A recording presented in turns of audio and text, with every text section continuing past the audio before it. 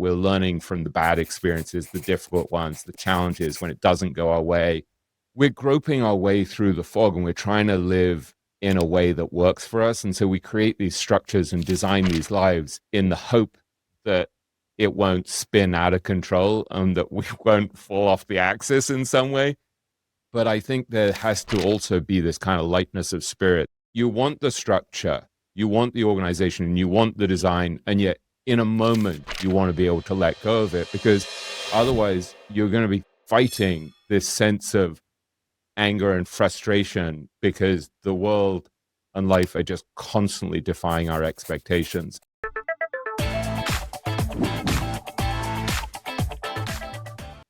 Welcome to the Investors Podcast. I'm your host, Stig Brodersen, and as always, for these richer, wiser, happier conversations, I'm joined by my co-host, William Green. William, how are you today?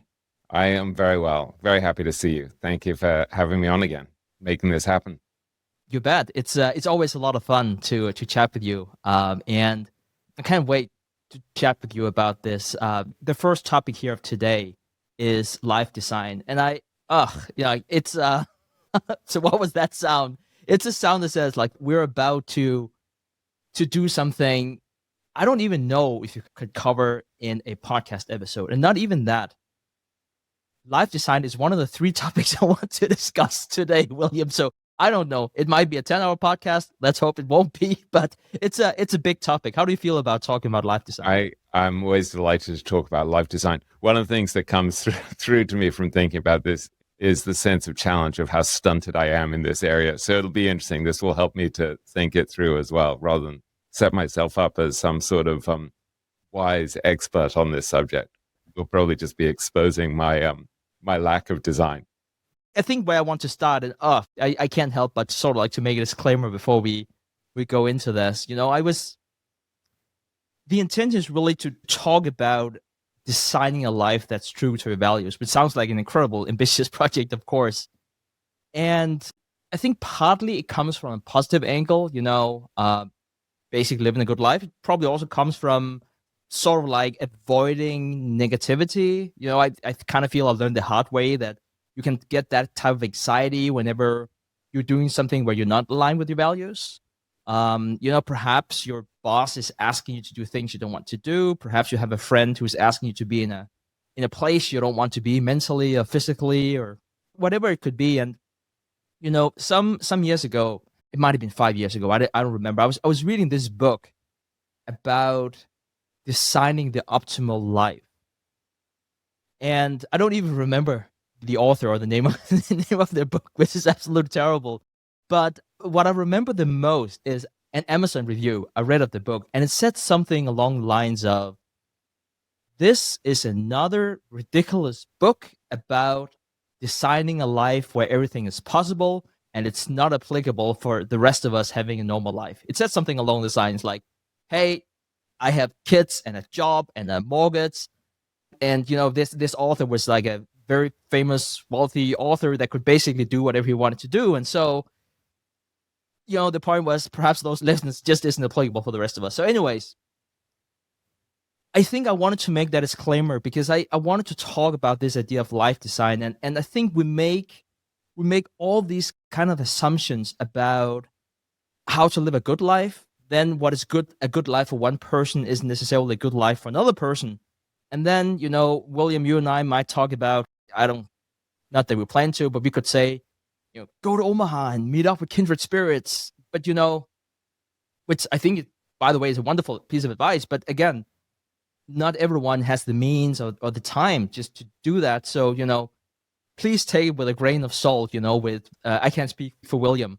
But please, whenever I'm sort of like saying, hey, this is kind of like how I want to design my life, please look at that through the filter, which is we all have different values. We all have different ideas of what a good and a bad life is. And some, probably see it very, very differently.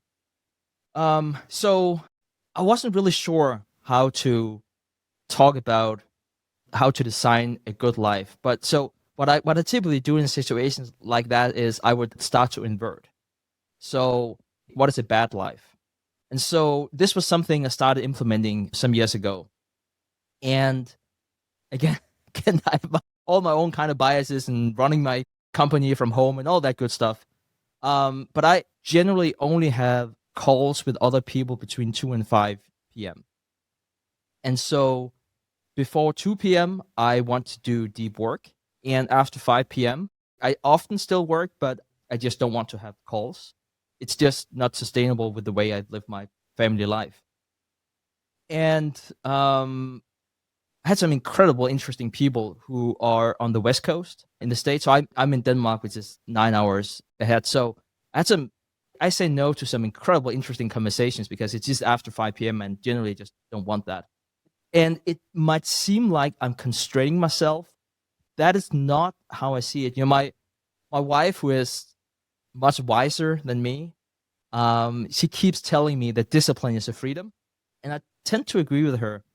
It's not a no to wonderful people whenever you're as rigid as I am. It is really a yes to family, friends, and health. And I want to be a good version of myself. And sometimes being a good version of myself is more a question of not being a bad version of me. So I have a bit more to this framework, but I kind of feel like I'm babbling here going into this episode, and I just welcome you, and then I stole the mic.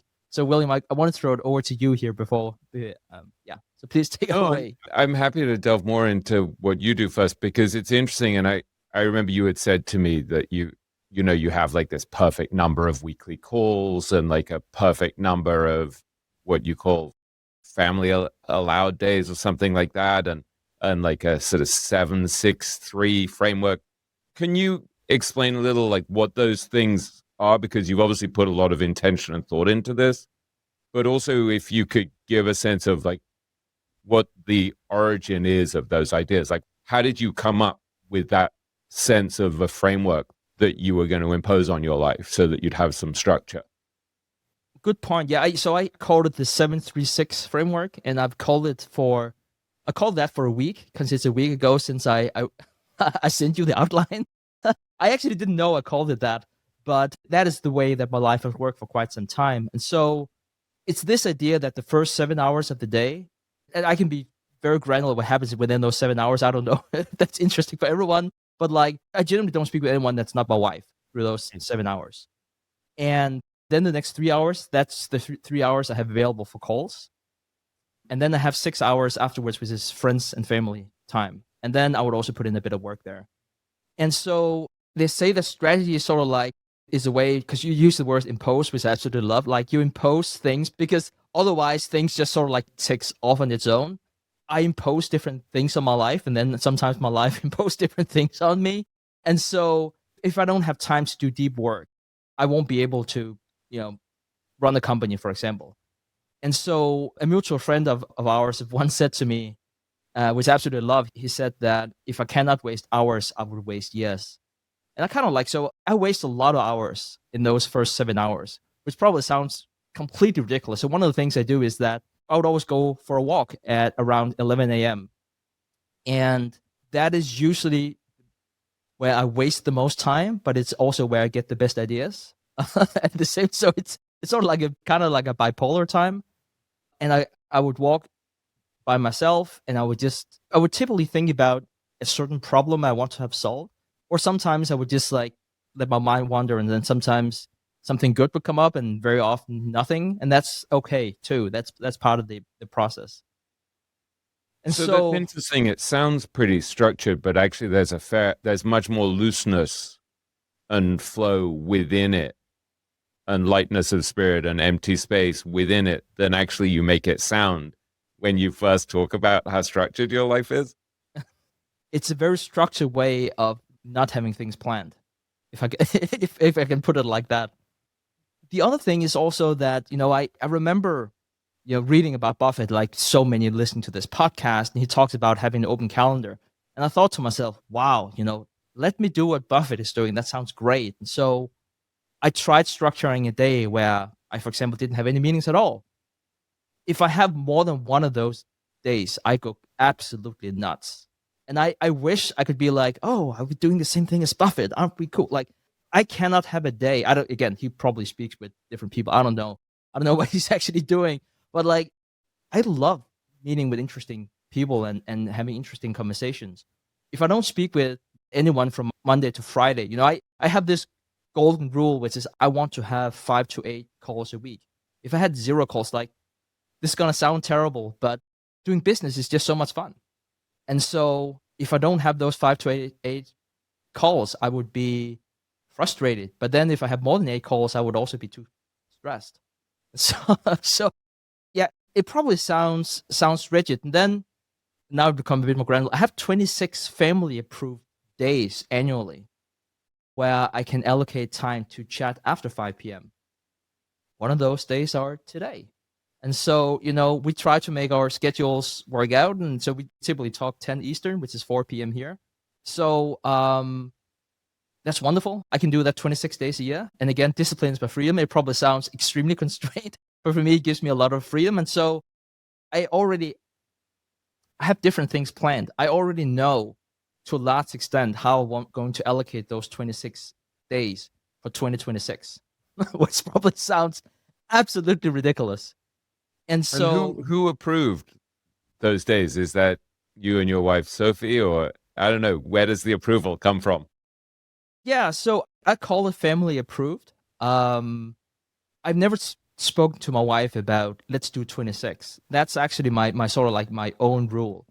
And this is something I'm sort of like imposing on myself. It's not something that comes from my wife. I feel like I can have one late meeting every other week. That works perfect for me. So that's where the 26 comes from. And why did you choose 26? Like, why that number? Because it's one every other week of Okay. 52 weeks of the year. You'll be glad to know it's a very holy number. Oh, okay. It's Wonderful. a sacred number. Yeah, it's because in Hebrew, different letters have different numerical value. So the most powerful name of God has the numerical value 26. Okay. So you see, you claim not to be spiritual. You're quietly channeling all this stuff subconsciously, I think, Stig. Yeah, it might be so. This brings up so many things, what you're saying. I mean, I think when you had described the structure of your design of your ideal life before, it sounded like really quite rigid. And actually, when you talk about it now, it's interesting because it seems like there's actually a lot of freedom built into it. And so I'm assuming, I mean, you talked about inversion before and how you figured out the way to do this by really screwing it up and feeling when you're out of whack.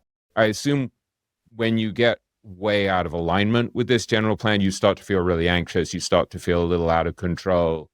So in a way, this design, it's not so much designed to maximize productivity, it seems, and to be like, I'm going to become a master of the universe. It seems like in a way, I mean, there's obviously a part of that. Am I right in thinking there's also just an aspect of emotional and mental well-being that comes from this design? Yeah, I think you're right. And it's about coming into this virtual cycle. Like if I have too many meetings, I don't feel I'm a good husband. And if I'm not a good husband, I'm also not a good son. I'm not a good brother. I'm not a good CEO of the company and so on and so forth. So I know there are many other things to my life than just the number of meetings. I chose that as an example because I kind of felt it was somewhat relatable. But I would do the same thing in terms of how many steps I would walk, for example. And so I've calibrated according to when I feel I'm the best version of myself. I know this might sound a bit silly to some. I have this gold number around 17,000 to 18,000 steps every day. And I can deviate from day to day, but generally if I walk significantly more than that, I was doing for like a walk and talk here the other day and went for a run, and it was way too much. And I clocked in more than 30,000 steps, and I felt like I was just a bad version of myself. But then I had other days where I would not clock in a lot of steps, and I would also be a bad version of myself. So it's about like knowing not how to be a good version of myself, but how to avoid being a bad version of myself. Based on your experiment in designing a life that works for you, like what advice would you give to me or any of our listeners on like how you go through this process and design a framework, a structure that kind of works for who we are? What have you learned from this that's actually clonable? Yeah, I think it's a question of what you want to say yes to. And start with your yeses, and then the no's would be a bit more of a given. I make that sound easier than what it is. So let me provide a few examples. I tend to think about my life very much as a stock portfolio. It sounds so absolutely boring and terrible, but I think very much in opportunity costs. I also have this entrepreneurial mindset where there's a new shiny item and it sounds absolutely wonderful. I don't know necessarily if that's very clonable, but what I want to talk about here is if I say yes to this, what am I then saying no to? And I was going back to this point before where I had 26 family approved days. And so I would be saying, if I said yes to one, what would I then have to say no to? And so I would then think about what things in my calendar are absolutely yeses, which one of them are my negotiables, or which one are none at all. And so I would have, for example, my 5 to 8 calls. Like that's where I start, and how many steps I put in, and how many hours I can waste. That's sort of like, and then I work the rest around that. And I don't know sort of like where that puts people. One thing I used to do 10 years ago, which I for different reasons don't do now, is I started every day by reading an hour. That could be a non-negotiable. And a lot of people have done that with success. I think Charlie Munger is one of them. Start one of your days or all your days by giving the most valuable hour to yourself.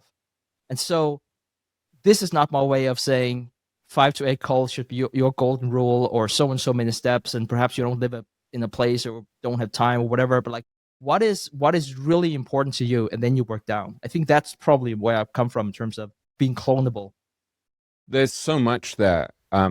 Thanks for breaking that down. It'll shock you to know that my strategy or my non-strategy for designing my life is much more based on feel and improvisation and intuition and kind of openness. Like there's and in some ways it may be that this is just an excuse for disorder and chaos and disorganization, a lack of linearity. I don't know. So I'm not in any way saying that my approach is good or better, for sure, because obviously, we come at things very differently always.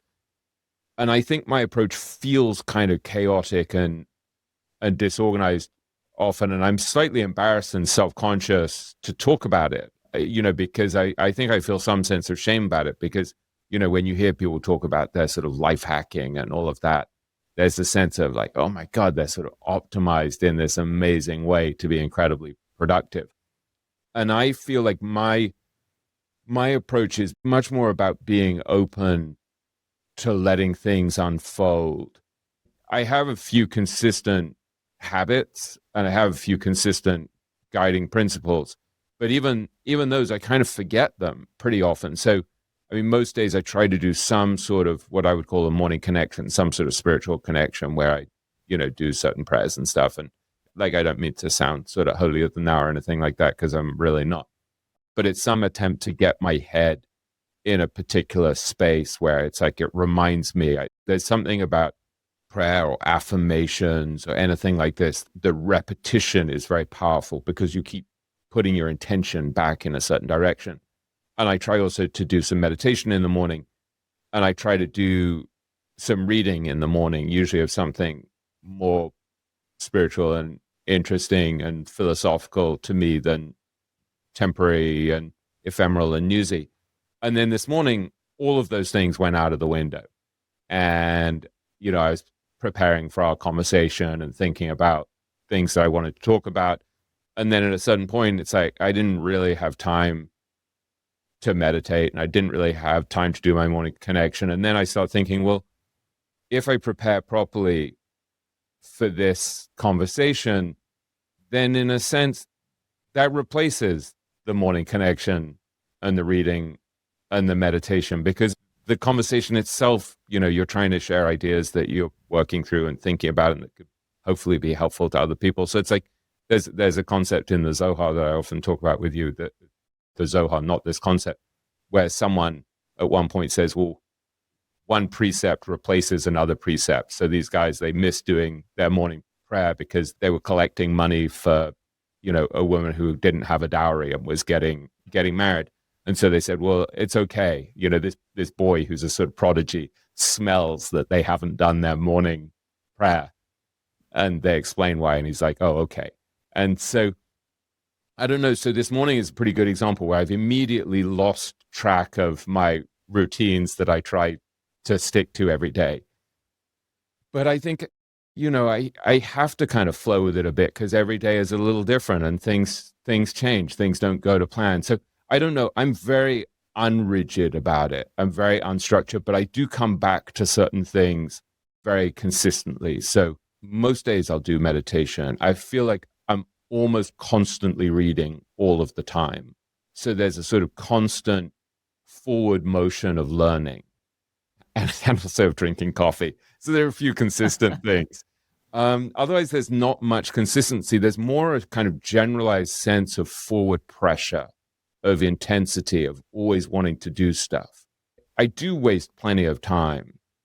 But even when I'm wasting time kind of watching TV with my wife in the evening, it's not really wasting time because it's like we're hanging out and it's like I've spent the whole day kind of thinking and filling my head with ideas and learning and sort of wrestling with ideas. And it may be actually that I need some kind of rest from thinking, and that tuning out by watching something that's kind of good and kind of interesting and by being with my wife is like a necessary form of medicine. So I don't know. One of the things that I was thinking about yesterday is I was just thinking about this whole issue of how to design a life and how we approach these things with very different mindsets, right? Yours very, very intentional, very numbers oriented, and mine much more free flowing, much more intuitive, much more chaotic, much less strictly organized.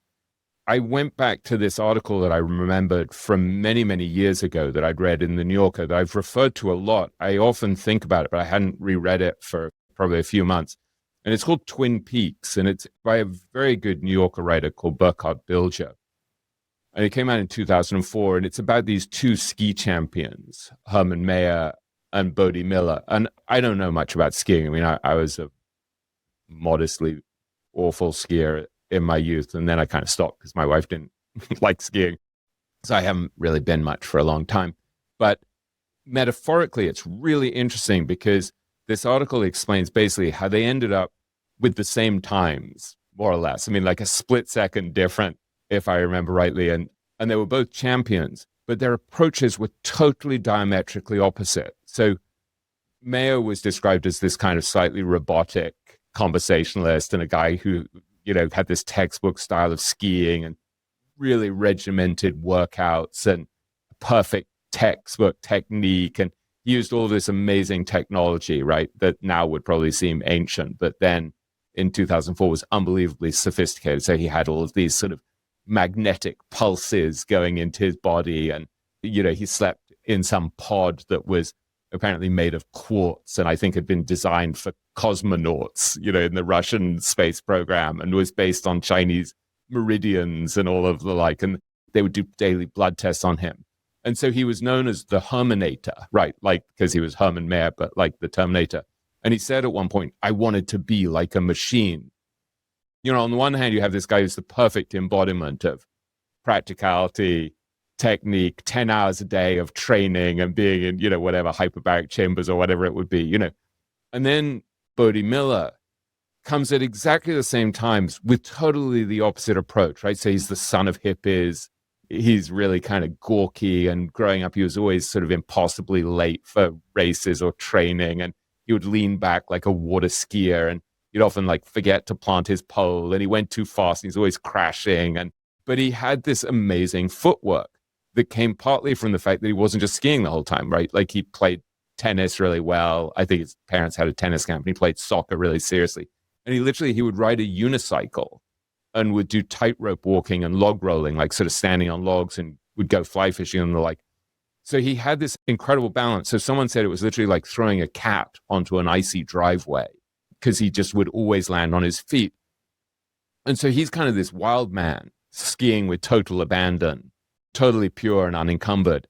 And there's a beautiful description in the article from some former ski racer who became a writer, who was talking about what they were like before the race, in the few seconds before the race. And he said, Herman is like a bull in the gate at a rodeo. And he said he works himself into this animal state. He's ferocious. He thrashes around until strands of spit are coming out of his mouth. And then he describes Bodie Miller, and he says he just stands there looking out across the valley. He looks stoned. He doesn't even plant his poles on the other side of the line until the last second. And then he just sort of tips over. And towards the end of the article, Bodie says, I'm just trying to have a happy life, and being happy seems to help me perform at my peak. And so it's a really beautiful reminder to me, in a way, of the thing we've talked about when we talked about Annie Duke, right? That this idea that the opposite of a virtue is also a virtue. And so I think you can build a really successful life with either extreme, right? Like the sort of Herminator kind of discipline, or the Bodie Miller kind of, I'm going to go ride a unicycle now and stand on a log, and maybe they'll end up helping me be more adaptable. And then you also have the kind of the Buddhist idea of the golden mean, right? The middle path that also comes up in all of these other spiritual practices, right? Aristotle talking about the golden mean, always some balance. So you can either be super extreme on one side, super extreme on the other, or have some kind of golden mean, and they all work. And so I think in some way, really it's about finding the approach that works for you, but also having the flexibility to know that on different days it's going to be different. I mean, I've been kind of out of control the last few weeks because I went to London for a work trip and saw family and the like. And then I went to Omaha for the Berkshire Hathaway meeting. And, it's just been kind of a maelstrom. And so I don't have a lot of peace of mind and structure at the moment. And it's not good. It doesn't feel good. It's like I'm out of whack. I'm misaligned. So I think always it comes down to these questions, like you were asking before, about what matters most to you. What are you really optimizing for? Also, what are you best at? And then being somewhat ruthless in removing the other things. And I was struck, I think, when I was thinking about how the best investors have dealt with this. At least two investors that I know of, so this would be Christopher Tsai and Chris Begg, who've both been great guests on the podcast, were very much influenced, I think, by Peter Kaufman's idea of the seven steps of the ladder, where Kaufman, who, as a lot of our readers will know, was very, very close to Charlie Munger. And he's a kind of silent sort of intellectual giant within the investing world, because he doesn't really talk publicly, but he'll meet people privately. So, I interviewed him for Richer, Wiser, Happier for the book, but I couldn't attribute anything to him by name. And so he's this sort of intellectual giant who's provided a lot of clarity for a lot of investors.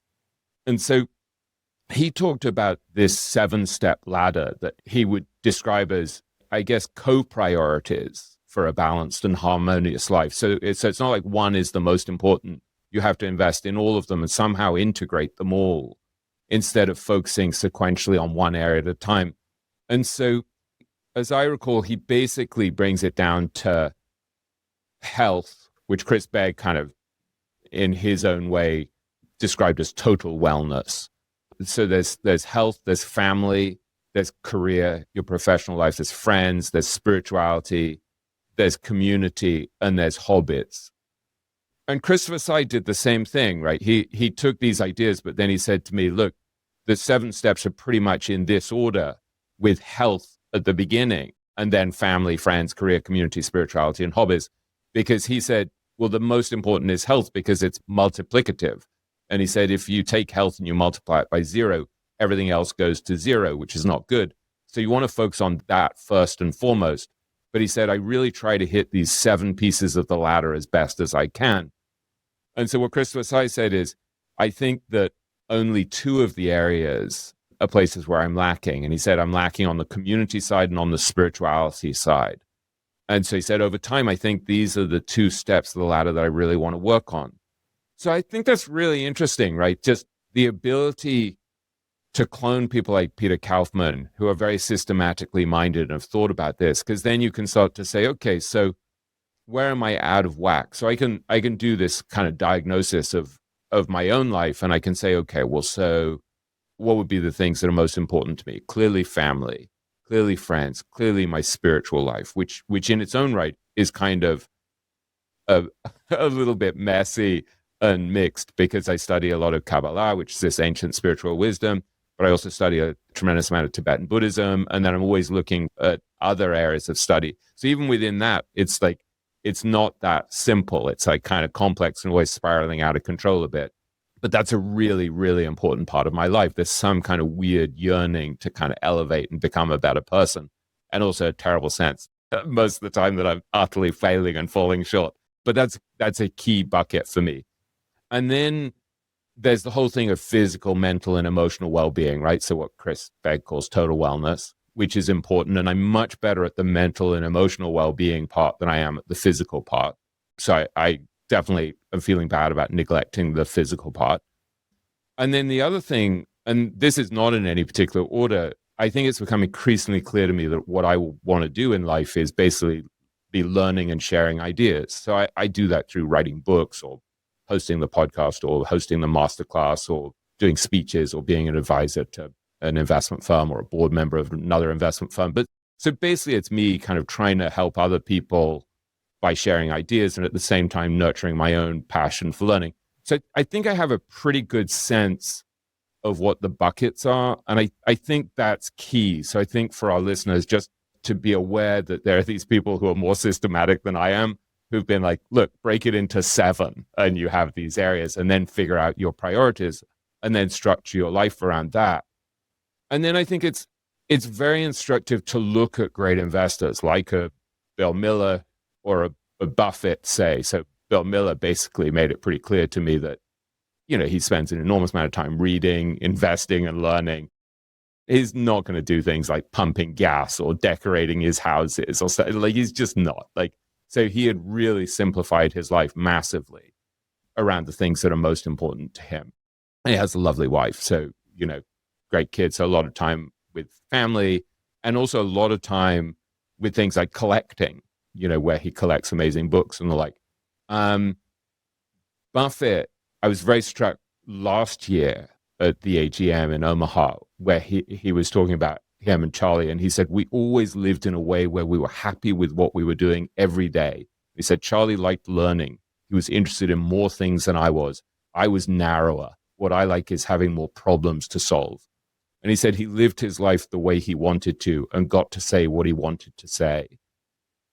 So, you know, they were very clear about how they wanted to live. And you would see it with Charlie, right? Charlie saying that the reason we made the money was basically so we wouldn't be subordinate to anyone, so we could live the way we liked. And, you know, think of the amount of time he spent fishing, playing bridge, reading voraciously. And then I loved the fact that Chris Versailles said to me at one point that Charlie actually really liked watching Law and Order reruns. And that kind of made me happy to realize, oh, I don't need to feel guilty about, you know, watching some TV. Even the great Charlie Munger watched Law and Order reruns, kind of binge watching. And my brother, who's a very successful barrister, litigator, King's Counsel in England, was talking to me about a friend of his who's this absolutely legendary law lord, like a very brilliant guy. And I think he would watch, is it Boston Legal? You know, so here's this guy who's one of the most famous judges and human rights lawyers in the world. And he's watching like Boston Legal on TV when he in his downtime. So I find that kind of comforting. Everyone's wasting a little bit of time, I think, or we're inhuman. And then I think it was Durte, who had been Charlie's assistant for, you know, decades, 30-something years, if I remember rightly. She talked about how basically, I think it was her who said this, that basically Charlie would just eat chicken salad every day from California Pizza Kitchen. And, you know, in the past, he'd eaten like McDonald's. And at a certain point, he discovered that California Pizza Kitchen was better. And so he'd just get the same chicken salad from there every day. And then Monish said to me that he was basically allowed peanut brittle twice a month. So there was a sort of order and calm to it. So I think within what we've discussed, you get a sense of what's worked for people, right? Like the range of things where you need to be investing time and energy and how to be aware of when it's getting out of whack, right? So think of Chris Davis when he came on the podcast and was talking about, you know, looking at his next 10,000 days and inverting and saying what would stand in the way of these being a really enriching time of life. And he said, look, health is clearly really important. If I don't take care of myself, I'm going to be, that's a really good way of wrecking the next 10,000 days. And similarly, I got to invest in relationships, because if I don't maintain and invigorate my relationships and get to know my kids' partners and stuff like that, my life's not going to be great either. I hope that gives people a few ideas for how to go about this that go well beyond me saying how to go about it, because I think it's pretty clear my approach is not optimal. I don't know if that's true, though, William. I think going back to what you said, the most important thing is that we align with our own values and how we want to do things. And I've heard a lot of people talk about how Buffett lived a terrible life. And going to your point before, and again, Buffett has his own ups and downs, and no one is home free, right? We all have that. It's just called life. I think by and large, Buffett has very much lived according to his values. And so it's probably easy to us to say, oh, he worked really, really hard, and he didn't spend as much time with his kids, and that's a failed life. Or I've heard many different versions of that story. This is not my way of saying you shouldn't spend time with your kids. I guess this is my way of saying, in many ways, I think that we put our own values on what is right for other people. Someone who's born in 1930 and absolutely love his job. It doesn't sound nice, but perhaps, Buffett comes out there and he's like, he kind of lived by his inner scorecard. Now, you might not agree with those, but I don't know. Perhaps Buffett beats himself up every day about not being more present with his kids growing up. I don't think he does. I think he would say today that he lived a good life, made mistakes like the rest of us. And so you prioritize things, and then the rest sort of like have to work out. And so, I know that, for example, you, William, you talked about that you have a certain group of friends that you say yes to every Friday at a certain time. And so whenever you do that, you also say no to other things.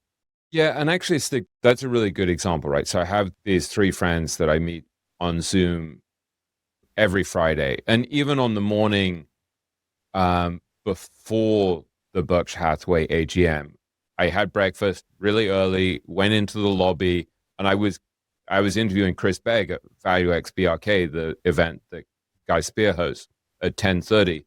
And I still got on to my call with my friends. And then, we have this extraordinary teacher in Nepal who calls in sometimes on a Friday. And so she called. And so I'm sitting there with my friends, and also Dan Goldman, who's part of the group when our teacher calls, and his lovely wife as well, Tara, who's also a psychologist and author.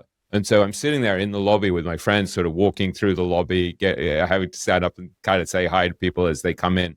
But I'm basically live streaming a conversation from Kathmandu with this amazing teacher right before I go do my interview with Chris Begg on stage.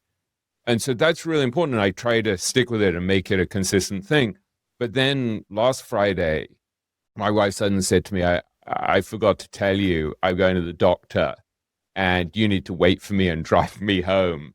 And then she gets the address wrong because she's sort of, she's dealing with too many things. And so we go to the wrong place and we try, so I missed my meeting. And then I discovered that our teacher has called in and given this amazing teaching. And I felt kind of crestfallen. And, like this sadness that I missed this conversation with my friends, and also this sadness that I missed this unbelievable teaching from our teacher. And then at the same time, I'm sort of aware that I have to be there for my wife.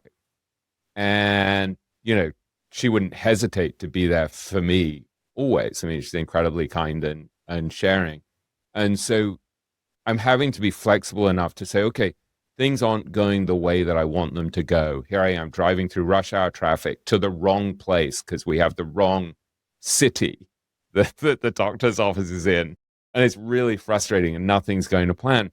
But I'm like, maybe that is what I need right now. Like maybe actually this is an opportunity for me to work on my patience, my kindness, and my generosity, because I'm feeling kind of irritated and I'm feeling kind of crestfallen that I'm not having this conversation with the teacher, and what am I missing? And so I think I have a sense increasingly that's totally, it's not empirically based, but it feels real to me and increasingly real, which is that life is just unfolding in this somewhat dreamlike way. And it's much more like freestyle skiing, what I'm doing. I'm just trying to adapt in every moment to what that situation requires. And so there's some sense of surrender to the unfolding of what's happening, and a sense of, so there was the structure of wanting to do a particular thing on the Friday morning, and there was the recognition that I had to let go of it and trying to be deeply present in that moment so that I could sense what was called for in that moment. And so there is something kind of mystical here, right? This sense that you're being guided rather than being in control, and you're having to adapt rather than impose your own will on everything. And there's a sense, Tony Robbins would always say how life happens for you, not to you. And whether that's true or not, adapting in that moment when I'm sitting in rush hour traffic, going to the wrong place, and being like, it's okay. And like, this is fine. This is where I'm supposed to be. That's good. And there was it's very helpful to me. There's a really beautiful teaching that I heard recently that's had a very profound effect on me that I'll share with you, where I have this really wonderful teacher, Michael Berg, who I've had on the podcast before, who's a great Kabbalist. And for me, he's a really wonderful role model in the same way that these great Tibetan Buddhist teachers like Tsoknyi Rinpoche, who I had on the podcast, was, and also Kandrila, this other teacher that I have, who just is unbelievable, who I missed on Friday. And someone was telling me a story about Michael Berg. And I said to this guy, do you think Michael's always happy? And he said, yeah, basically all the time.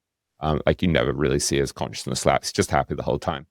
And he said, yeah, I saw this really interesting thing where someone dropped something and it smashed, and everyone was looking over at this thing as it dropped because it was, it was like this really loud noise and it was kind of shocking. And he said, and I happened to look at Michael at that moment, and I realized Michael was just whispering very quietly to himself, it's perfect.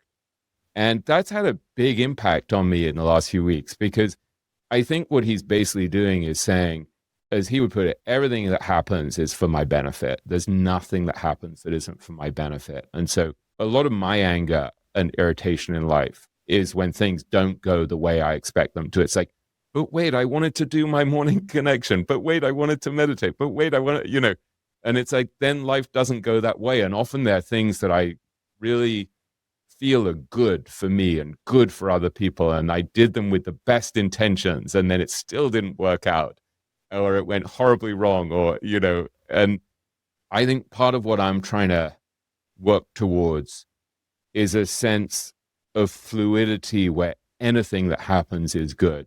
And there is a spiritual component to this of, Michael Berg would say everything is just the light of the creator. Like there's nothing, so everything that's happening to you. There was a really interesting moment on Rosh Hashanah, the Jewish New Year, where I in some ridiculous conflicted English way, I stayed at the Yale Club the night before. It's like the most waspy thing to do on the night before Rosh Hashanah, so I could be in New York City. And so I go there, and in the morning, I'm vegetarian and I don't eat, I doubly don't eat pork as a Jew, and it's Rosh Hashanah. It's like this really holy day. And so I order a vegetable omelet, and they bring me an omelet, and I dig into it, and I realize it's got ham in it. And so I'm really upset, right? And I'm like, what the hell?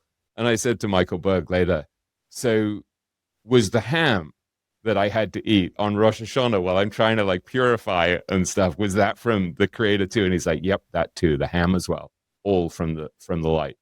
And so whatever one makes of that as a sort of spiritual claim, and some people will roll their eyes, and I would have rolled my eyes at this for a lot of my life. I think it's a very powerful way to live your life, where you're like, everything is kind of divine, everything is kind of transcendent if you regard it that way, and it's all there for your benefit. We're learning from the bad experiences, the difficult ones, the challenges, when it doesn't go our way, when your schedule goes out of whack, when you miss your flight, whatever. And so I feel like we're groping our way through the fog, and we're trying to live in a way that works for us. And so we create these structures and design these lives in the hope that it won't spin out of control and that we won't fall off the axis in some way. But I think there has to also be this kind of lightness of spirit. It's a bit like, that whole idea of, strong beliefs loosely held, or if I'm quoting it vaguely correctly, it's like you want the structure, you want the organization, and you want the design, and yet in a moment you want to be able to let go of it, because otherwise you're going to be fighting this sense of anger and frustration because the world and life are just constantly defying our expectations. And for me, that's actually one of the biggest things that I have to work on in life, is my frustration at things not working out the way I want them to, even though I come in with the best intentions and then I screw up and it doesn't work out and I fail and I do the wrong thing and I upset someone, and I want to be super productive and then I fail to be. And, so it may be that the thing I'm getting the opportunity to work on is that sense of patience, or the sense of self-flagellation or whatever that comes up when I fail and fall short, or, so I don't really know that being as productive as possible or as famous as possible or building my brand as much possible, I just don't think those are the things that I'm really focused on ultimately. So I also have to adapt my sense of what I'm optimizing for and what I'm designing my life for, so that I can be aware that maybe that moment where I don't have my Friday meeting with my friends, even though I know that it's really nourishing and helpful on so many ways, that maybe not having it is precisely the most helpful thing for me at that moment, because I'm with my wife instead, dealing with my own frustration and impatience and irritability. Does any of that make sense, Stig? Yeah, I think, and this might come across the wrong way, because I wonder if you actually think the same way. Because I was about to say, I think it makes sense for you, but whenever I say that, it sounds so terrible in my own head that I was like, no, that's not what I should. Because I think that there's an irony, and it sounds like, and please correct me if I'm wrong, it sounds like I'm coming from a place where I am extremely intentional about everything, but I do think everything is random. Whereas you come from this, everything is chaos, but it's almost designed chaos. So perhaps we actually mean the same thing, we just come at it from two different angles. Yeah. And I think, anyway, our consciousness creates our reality. So if you just think it's all random and it's chaotic and it's hellish and it's all falling apart, then you find evidence for that.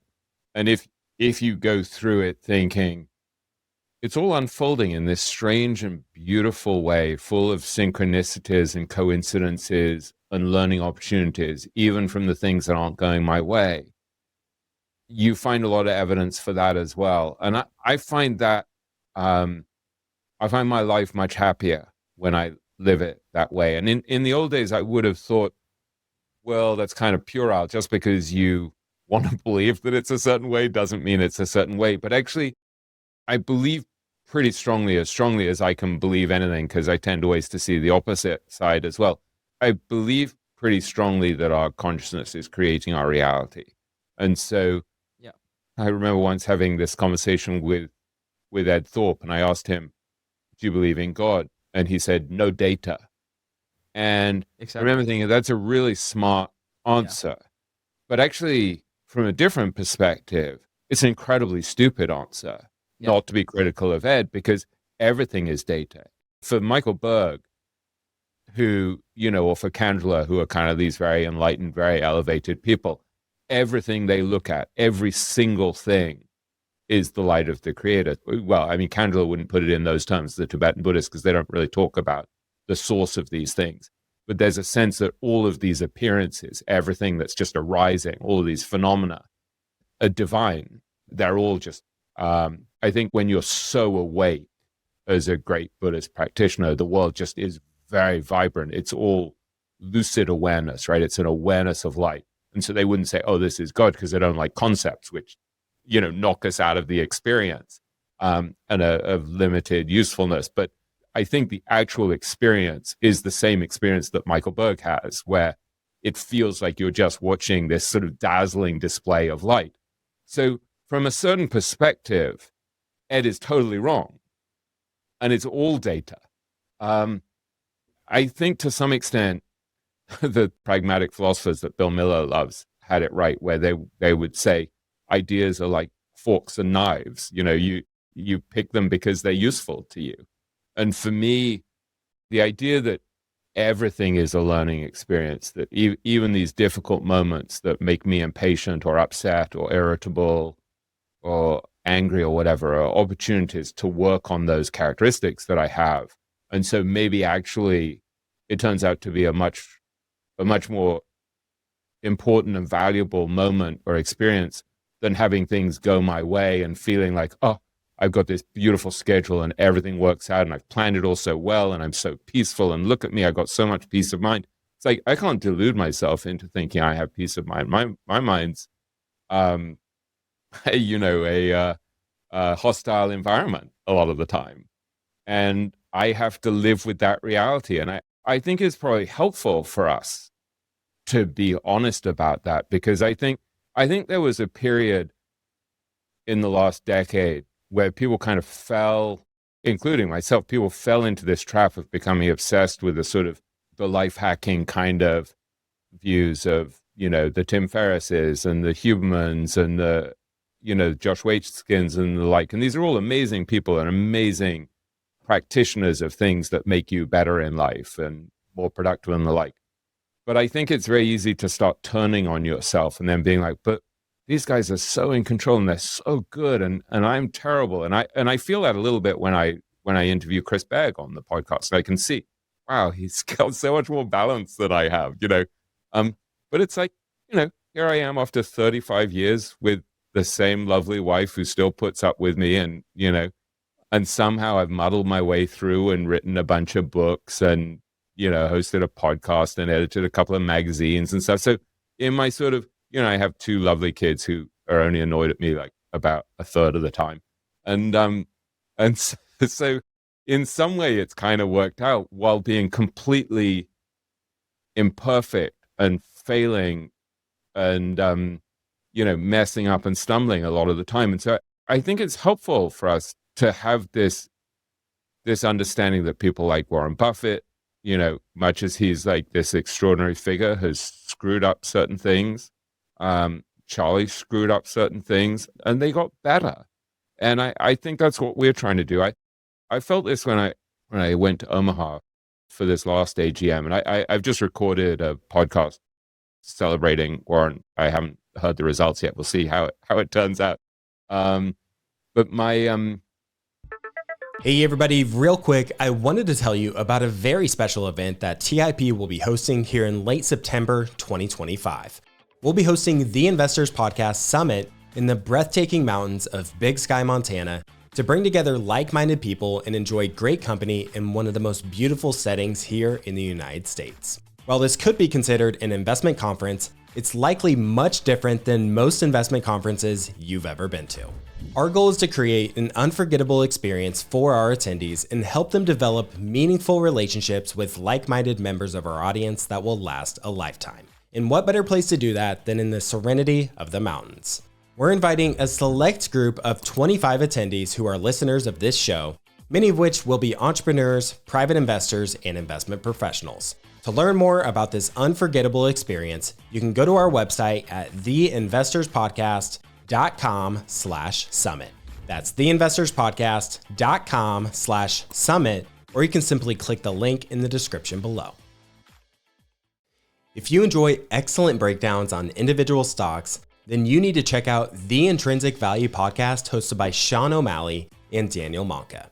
Each week, Sean and Daniel do in-depth analysis on a company's business model and competitive advantages, and in real time, they build out the intrinsic value portfolio for you to follow along as they search for value in the market. So far, they've done analysis on great businesses like John Deere, Ulta Beauty, AutoZone, and Airbnb, and I recommend starting with the episode on Nintendo, the global powerhouse in gaming. It's rare to find a show that consistently publishes high-quality, comprehensive deep dives that cover all of the aspects of a business from an investment perspective. Go follow the Intrinsic Value podcast on your favorite podcasting app and discover the next stock to add to your portfolio or watch list. My sense towards the end of it, towards the end of the AGM, the Q&A session was, Warren has really become like this remarkably elevated figure for all of his flaws. Like he finally actually did become the Sage of Omaha, and he wasn't before. And it reminded me of this great Western mindfulness teacher, Joseph Goldstein, had said about Ram Dass, who was a famous spiritual figure who wrote those books like Be Here Now. And when Ram Dass was dying, Joseph Goldstein said to him, I've never met either of them, but Joseph Goldstein said that he told Ram Dass, you finally became what we always thought you were. And I feel like that's what's happened with Warren. It's like he finally became what we always thought he was. Like he was actually a deeply flawed character who I think has kind of become the Sage of Omaha. So that gives me hope as well. It's like we're not designing the optimal life so we can be perfectly productive and have the perfect six-pack and the perfect peaceful mind and the perfect family. It's like, no, we're a hot mess and we're confused and we screw up and things don't go to plan. And yet we persevere. Wonderful, William. I don't think I could say it any better myself. I feel tempted to say seek and you shall find. I know we're going to talk more about the book Letting Go in our third segment where we talk about books that we read. But it's sort of like, I think a lot about confirmation bias. I think more about it more than I do it well and avoid confirmation bias. Because I find it remarkable, especially in the first part of the book, how I thought that I might be reading a spiritual book, but I actually felt it was incredibly non-spiritual, and it confirmed the lack of spirituality in the universe, which I counted to be incredible, ironic, coming in from David Hawkins. But then I could also see that if you came into the book with a different mindset, you would come up with a completely different, conclusion. So I wanted to round this thing out. Well, I actually had a two-part about life design. We've gone through the first sub-point, and then we went in all kinds of directions. And thank you for that, William. One thing I just want to mention, and I don't want to know what to call this, but it's something that's been helpful to me. And I wonder if that's something I learned from you, William. I learned a lot of smart things from you. And you previously talked about how whenever you find a deep truth, it's almost like a feeling in your body. That's the way I heard you describe it. So I was on a call the other day, and it was very, very unusual. It was a Saturday night at 7 p.m., and I never have called Saturday night at 7 p.m. It's probably the first Saturday night call I had in 10 years or something like that. But there were very specific because that's when you schedule disco dancing. Exactly. That's whenever I go disco stew. And it was sort of like a myriad of different things. It was something a good friend had set up, and it might be about acquiring a company. And on the West Coast, it was 10 in the morning, and so there are different reasons for that. And I felt 3 to 4 days before, I felt bad. I felt bad about having that. And I should say, there's nothing wrong with the call, but I felt I was so misaligned with my values. It was almost like there was a shiver going through my body, and it was like, this is wrong. It feels wrong, and I don't know what I can assign that to other than having a call at 7 p.m. on a Saturday is just not the right thing for me. And so, why am I telling that random story? I'm telling it for two different reasons. I'm talking about it from a life design perspective where, I told about this very, very rigid 736 framework before. And whenever you decide to say yes to certain things in life, whether it's this special call on Friday, thank you for sharing those stories, William. I've realized that whenever something is very much tied to identity, like I am William, I have this call on Fridays, or I am Stig, I never have calls after, and certainly never. Like there was something very powerful there, and very often, no one's perfect, no one can do it all the time, but you find a way where you can tie a beautiful bow around what you say yes to. And so after I realized that I want to live my life a certain way, for example, whenever I have calls, which is kind of tricky because it's mainly a US-based company, even though I'm based in Denmark and so on. So there are different things with the time zones. But then you realize, okay, I need to create a culture in this case TIP, that's so powerful and so full of trust that I don't need / get to speak to people on the team, because there are only so many calls you want to have a certain period of time. And I realized that the other day. I was speaking with someone on the team, and I realized, and I'm going to come off as the worst company leader that you ever heard of. I realized, and because we're a small company, we're like 20 people in the company, or full time, right? So they're freelancers and so on and so forth. But like, it's a very small company. And we got to chat, and I realized it was 2.5 years ago since I last chatted with her. And she's been doing a great job, like a wonderful job. But like, there was this bond of trust where she would just like, apparently I need to check in every 2.5 years. But even when I do that, she's still, even better than last time I chatted with her. So my point is that, and I don't know where that's coming from, but it's almost like, and perhaps that is what you're talking about, William, but like, it's almost like, I can best describe it as an emotion you have in your body. Sometimes it's a negative emotion and it gives you certain directions. It could also be a positive emotion, and it also gives you certain directions whenever you have that. Yeah, I talked about this with Chris Begg on the podcast where I interviewed him. He has a sense that, I'll misquote him, but in a sense that truth is embodied, that it's an embodied experience, that we feel it. I often feel it in my legs, weirdly. Arnold Vandenberg often feels it in his right arm, where his right arm will start to tingle. And it sounds kind of silly, but I think the brain and the body presumably evolved in ways that give us signals very quickly about things that we don't necessarily have a chance to think about in depth and analyze. And so I think part of it is tuning into that stuff and just being sensitive to it. I mean, to go back to our analogy of freestyle skiing before, a lot of what I'm trying to cultivate in life, partly through meditation, partly through other stuff, is actually to be deeply present in the moment, so that if a different type of mogul comes up, or my ski gets caught on the mogul, or whatever, I can change direction in some way. And I think this is the case with interviewing as well, right? Like, I'm extremely prepared, obsessively prepared when I go in for an interview on the podcast. But with something like my interview with Chris Begg, I started, and I really intended to ask him about this whole idea of what he calls the Piper mindset, which is perpetual, incremental, or maybe it's persistent, incremental progress, eternally repeated. And he had just had a new child who, on January 1st, Charlie Munger's birthday, who he had named Piper. And so I was going to start the interview there. And then Liberation Day comes and the market is tumbling.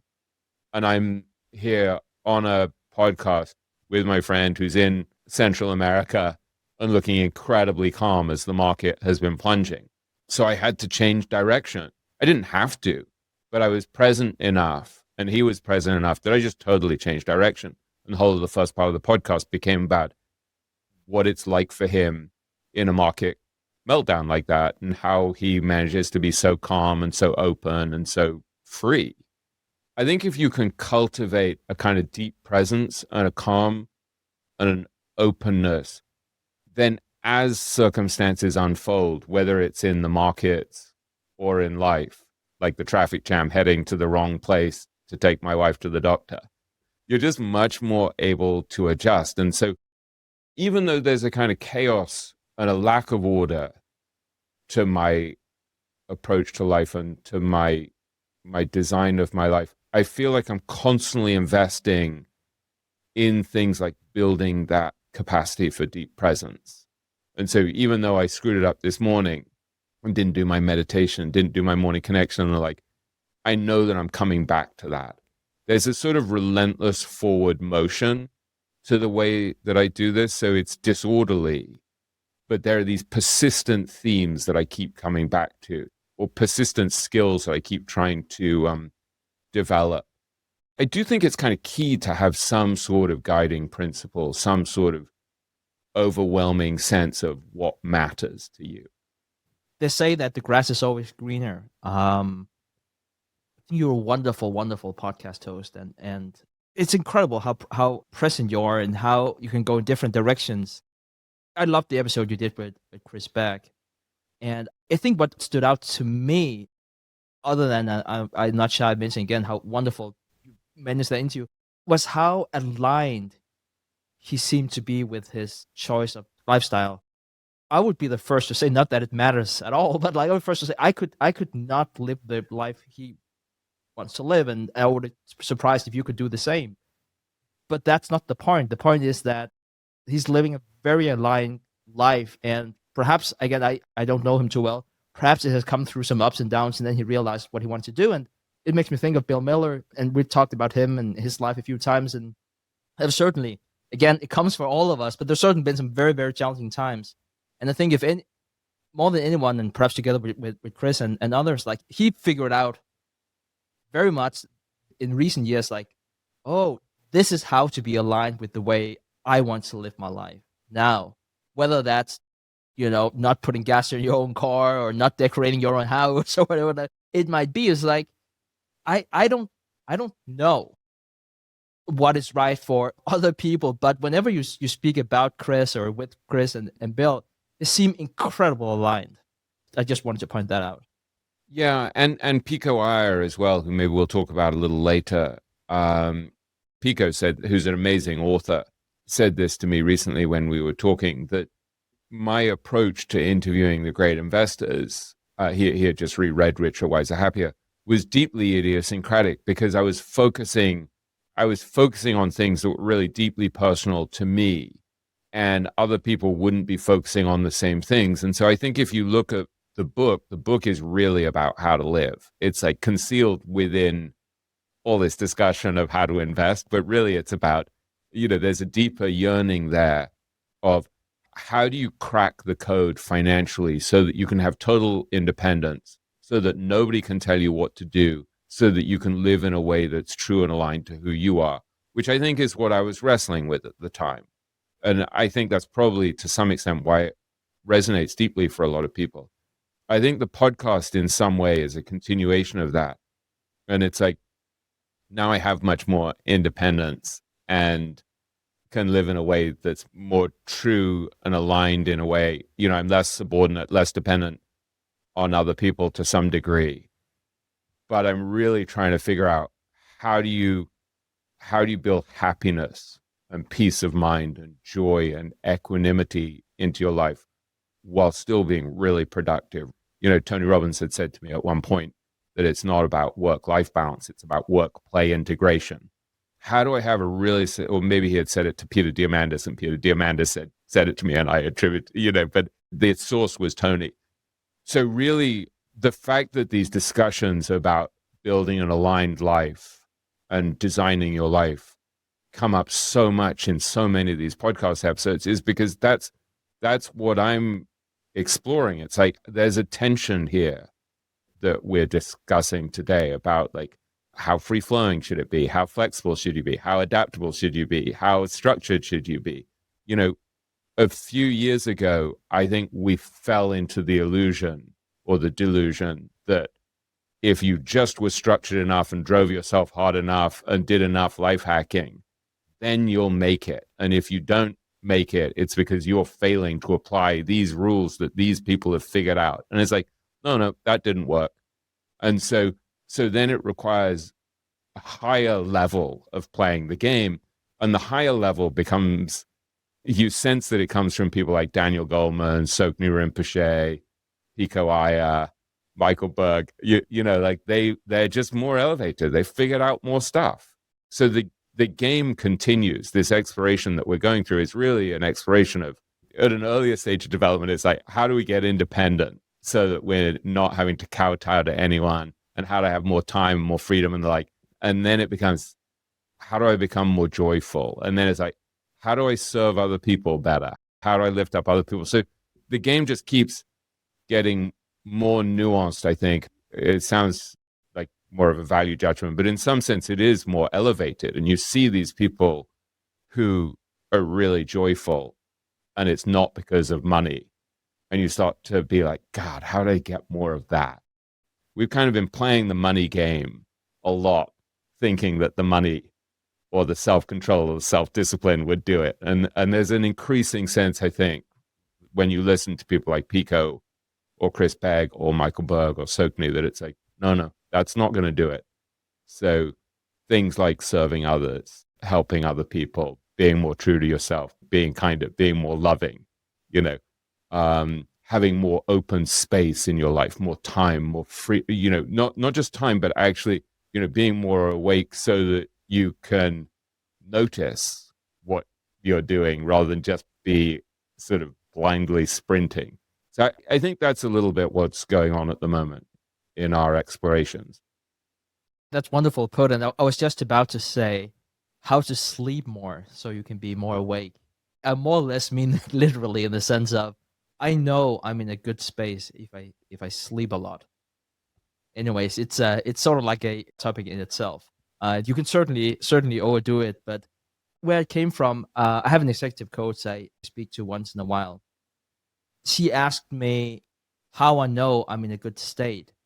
And I said, it's whenever I sleep well. And I'm not talking necessarily about sleeping 12 hours or anything like that. That's probably not. But like if I consistently sleep, 8 hours, sometimes I can even do 8.5, and I do that consistently. That's whenever I know I'm in a good state. If I have, and it's usually always something to do with a relationship. If there's a relationship that's not good, I can feel it immediately in terms of how I sleep. I've studied sleep a bit because I worked on a book as a ghostwriter that was a #1 bestseller where I had to interview famous people about sleep and nutrition and like all of these things that I failed to apply in my own life. I think this stuff is true and right, and you want to master these principles. And at the same time, I think you can start to worship them and you sort of lose the spirit of them. And I'm somewhat skeptical about some of the sleep stuff. It's clear that we need different amounts. I don't set my alarm or anything, and I pretty much wake up at the same time. And partly this is, what was the guy who wrote Why We Sleep? Matthew Walker. Yeah. So I had interviewed him, and I asked him about my weird sleep habits, and he was like, "No, sounds sort of okay." It's like I take a nap sometimes in the afternoon, but it's never more than like 7 minutes. I don't set the alarm, and I don't know. I think it's really easy to fall into this delusion that if I just get my 8 hours, and if I just invest this amount, and if I just turn over this many rocks in picking stocks, it's all going to be good. And then you chase and you chase and you chase. And then when happiness and peace of mind still eludes you, it's really depressing. And then you're like, if I had only run a bit faster and slept a bit more and had the ideal temperature in my room, it would have been that much better. And it's like, yeah, it's probably better to have it 67 degrees or whatever than 71. Like, yes. But, look at Warren, who said at the annual meeting, Charlie and I never really exercised much. We were carefully preserving ourselves. And it's like, they made it to 99 and 94, and being happy and loving their work, I think probably has contributed a great deal to longevity. So given that I'm anything but a health guru, you can discount, 60% or 90% or whatever of what I say. But I think there's something kind of important here about don't fall into the delusion of thinking that if we just nail all of this sort of life hacking optimization stuff, then happiness will come. It's like, no, when I look at the people who are happiest and have most peace of mind, they tend to be people who are very sharing, very kind, very appreciative, very, doing work that they really love and that serves other people. I think it's too easy to sort of fall in love with these tools and techniques and assume that they're going to rescue and save us and redeem us. And it's like, they don't do it.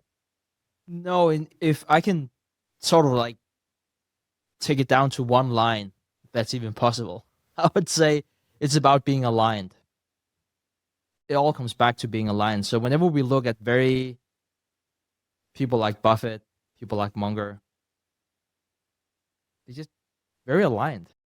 To your point, I don't think that there is a recipe of, as long as you check these boxes, you're going to be, that's the path to nirvana. And then another thing is sort of like takes me to the next point here about life design, which I kind of feel is like completely useless because now we're checking off different boxes. Anyways, that's the irony of this conversation.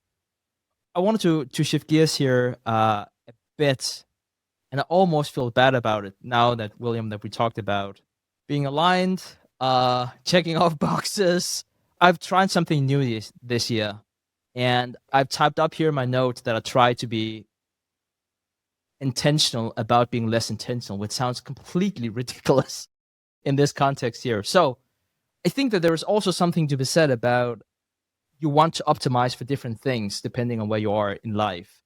And whenever we hear about a certain way of living your life, not only might it not be right for you because you just wired differently, it might also be that that person is just in a different state of their life. And so I thought about that recently. I was trying something new this year. And I typed up here that my wife is very intentional about doing certain things in certain years, whereas I kind of feel like time flows more for me from one year to the next. And then I'm like, that's such a ridiculous example, because we just illustrated here, speaking with William, I'm super, super structured. And here I am saying I'm actually not that structured. And so the metaphor I probably want to use here as I go on to the next point is, if you are, perhaps it's one of those things, if you are on the 80th floor of a building and you look down at a different building, one is at the 7th floor and the other one is the 11th, that looks like they're very much leveled. Whereas if you're on the 9th floor, you can certainly tell the difference between the 7th floor and the 11th floor. So I don't know. It might be both that my wife and I are very intentional. I don't know. But I'm trying something new this year, and it's a framework I wanted to share with the audience. And then perhaps there's something to be cloned, or perhaps it's just completely ridiculous. Let's see. So I used to travel quite a bit, but here in 2025, for different reasons, I want to travel less. And I wish that I read the book A Flame by Pico Iyer before, because then I could have said it was just because the risk. But it was actually not the reason why, not the reason why, even though, reading the book this year sort of like makes me think, much better segue. But I would probably do 4 days here in London, September, to hang out with you, William, and some of your friends with the masterclass. But other than that, I plan to stay here in Aarhus, Denmark. And in my 20s, I wanted to travel. I always wanted to travel. But in my 20s, I very much did it to check out different sites. So, I would go to Paris and then get my photo of the Eiffel Tower. Then I was like, check mark. Now I have a photo of the Eiffel Tower. So that was very much how I traveled whenever in my 20s, and I don't regret that period at all. It was a lot of fun. Very different way. It was bunk beds and hostels and pasta and ketchup and all that good stuff. In my 30s, I traveled to spend time with interesting people. There's something beautiful happening whenever you can really speak for a long time with the same person and do that for consecutive days. And it's something, even with all this digital technology and Zoom calls and all that stuff, which I absolutely use, and it's wonderful. There's something about continuing a very long conversation for multiple days that just can't be replaced with modern technology. And so I wanted to do something different this year. I think part of it also has to do with probably become a bit more comfortable. It's the same airports, it's not necessarily the same hotels, but as much as I love interesting conversation with wonderful people, sometimes it's just too much stress with all the traveling and so on. So I tried something new this year, and I wanted to see if I could bring the world here to my doorstep. And so I tried something new. I've said to the mastermind community, also to your masterclass, William, that if anyone wants to visit me, just send me a text, and and let's hang out. And I really got inspired. And this is something I practiced for a few years, and now sort of like trying to do it in a different way. But it was from this book, Factfulness by Hans Rosling, which is a wonderful book in its own right. And he got invited different places with Bill and Melinda Gates. And then he would just, have those interesting conversations with them. To me, it was just a very interesting framework. I know like Bill and Melinda Gates have, a lot of means and, can do other things than the rest of us. But this idea of, this is an interesting person. Now I'm going to invite this person and then continue that in person, really. And so this was something that I've tried doing, inviting different people here, and sometimes they say yes, other times they say no, and that's completely fine. Sometimes calendars just don't align, and sort of like it is what it is. To me, it being as intentional as I am, I actually feel this is quite unintentional. At least it is for me, where I feel like I'm opening up my calendar for a lot of people, and sort of like, for the mastermind community and for the masterclass, you vetted those people, Kyle and Clay, and so like I know that they're high quality people. Like otherwise, you wouldn't be hanging out with them. But it's also people that I don't know, and I'm sort of like also putting an extra layer of complexity. So it's not like New York or London where you sometimes happen to be because you're visiting friends or you're conducting business. Like if you want to visit me in Aarhus, Denmark, you really have to mean it. Like the connections are terrible, the weather sucks. It's like if you want to visit, you want to visit, which is kind of like wonderful. So there is a level of friction there that makes some of those conversations, just frankly more interesting. And so I don't know if this is necessarily something people can clone. You might use a different selection process, but it's something that I've tried here this year, and it's been an absolutely wonderful experience. And sort of like try to let serendipity takes place. And sometimes you connect really, really well with a person, and sometimes less so, but you get the chance in a different way than a Zoom call that's scheduled for an hour. And I don't know, it might be just the way that I'm wired, but sometimes it's like for an hour you have an agenda, you're like it doesn't flow the same way, you don't necessarily connect the same way, and there's just something about meeting up in person that's very, very difficult to replicate on the Zoom call. So yeah, let me throw it over to you here, William. There's so much there. And, it reminds me a bit of Guy Spear saying to me many years ago, I think when I was helping him with the educational value investor, he said to me, there are certain people you should be willing to cross the ocean to see. He would really make an effort to go see Monish Pabrai, right? They would go across the ocean to see each other and to hang out. And that had a big impact on me because I remember sort of thinking, I'm always in such triage mode. And here I am, in this industry as a writer that the magazine business had just collapsed and fallen apart. And I was starting to ghostwrite books. And it's like, I didn't really know if that would work out or not. And I was like, well, it's all very well for you to structure your life where, you got fees pouring in and you're already rich and you got family money and you can afford to travel and do this. And I'm always having to hustle.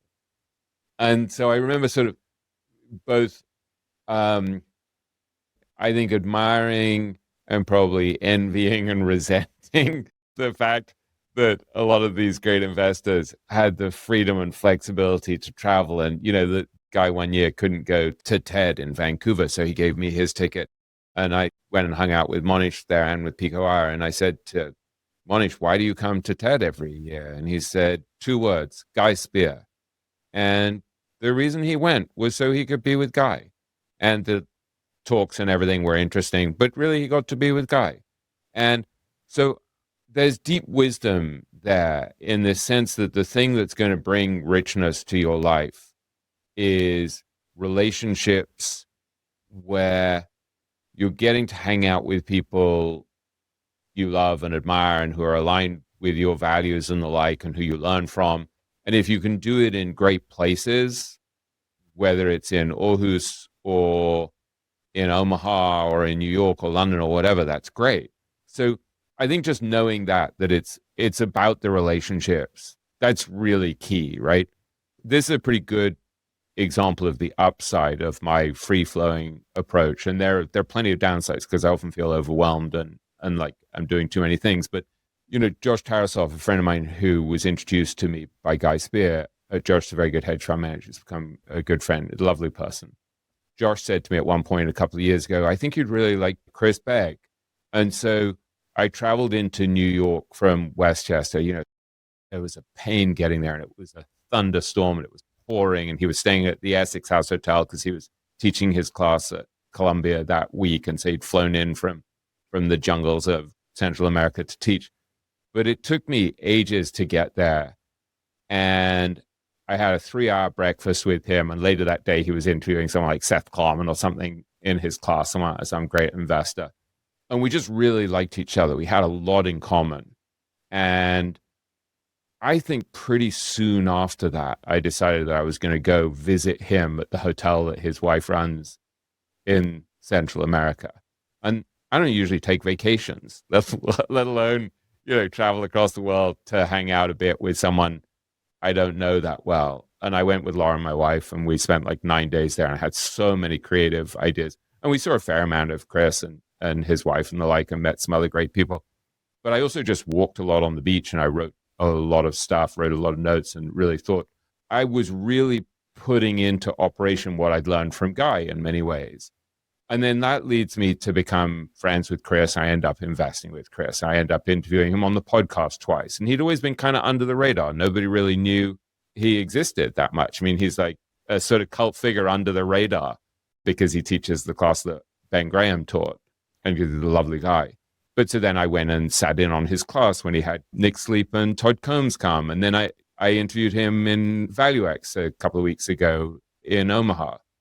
So it's all really about building these relationships, however you do it. And sometimes the fact that it's difficult and that you have to go out of your way to do it is a really important thing in its own right, because I think it's showing to that person that it matters, right? I struggled massively to get to my brother's 30th wedding anniversary a few months ago. I flew from Vail, where I was giving a speech, to London. And I think I had 3 defective planes. One plane had to turn around while it was halfway over the Atlantic. I mean, it took me like 36 hours to get to London. But I think it was really important because it was like a declaration of love in a way. It's like, I care so much that I'm not abandoning this trip. I'm coming to your wedding anniversary no matter what. And then my brother came to New York for my paperback book launch a couple of weeks later, I think because I had done that, And so I think knowing that there are certain people in your life that you're prepared to travel for is really important. And then also, if you invert it, I think your idea of making it kind of difficult for certain people is also a really interesting kind of funnel. And I'm having lunch with someone in an hour or so who I was one of the speakers at ValueX, and he's an investor from London. And I've never met him except to say hi at ValueX, and he had written to me and said, I'm going to be in New York. Could I see you? And I said, yeah, you're welcome to see me if you're willing to come out to where I am in Westchester, which is basically an hour outside the city, and I'll meet you for lunch. And it's like, I can't do it that often, but it's like I put up a little bit of a barrier. So it's like if he's willing to travel for 2 hours, like between coming here and going back, and spend a couple of hours with me, all right, I'm open to that.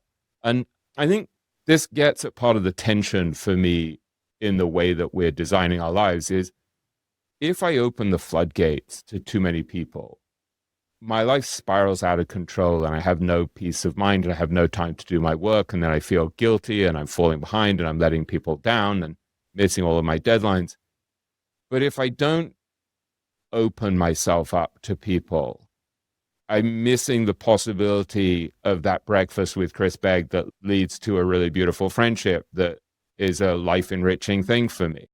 So I don't know. I think there has to be a kind of looseness within the discipline. So, as Guy once said to me, these are invitations to serendipity. There are reasons why you go to a party, for example. It's an invitation to serendipity.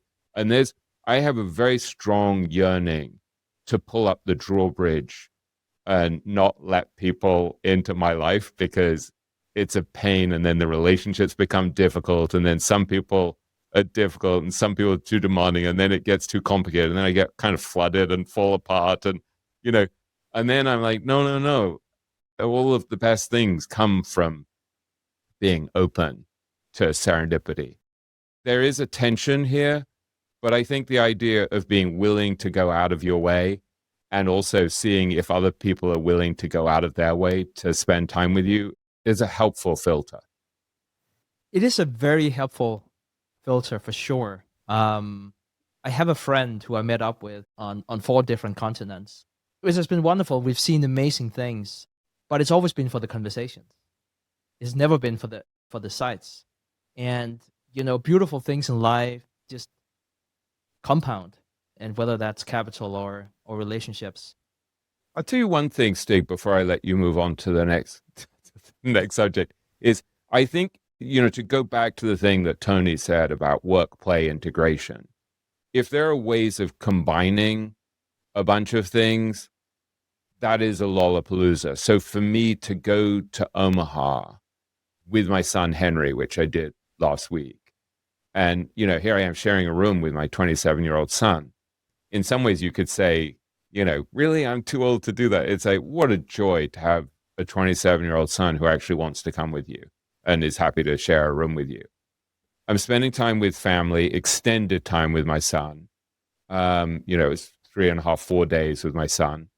I'm introducing him to friends, so he gets to hang out with, Guy Spear and his family, and Chris Begg and Christopher Sy, and Chris brought his daughter along, who's lovely, his teenage daughter, and had a dinner, and you get to meet all of these other great people and all these great investors. And then the masterclass group, I think like 18 people had come, maybe 19 people had come in from 6 different countries. And so he gets to hang out with people like that. And they're an incredibly interesting group of people.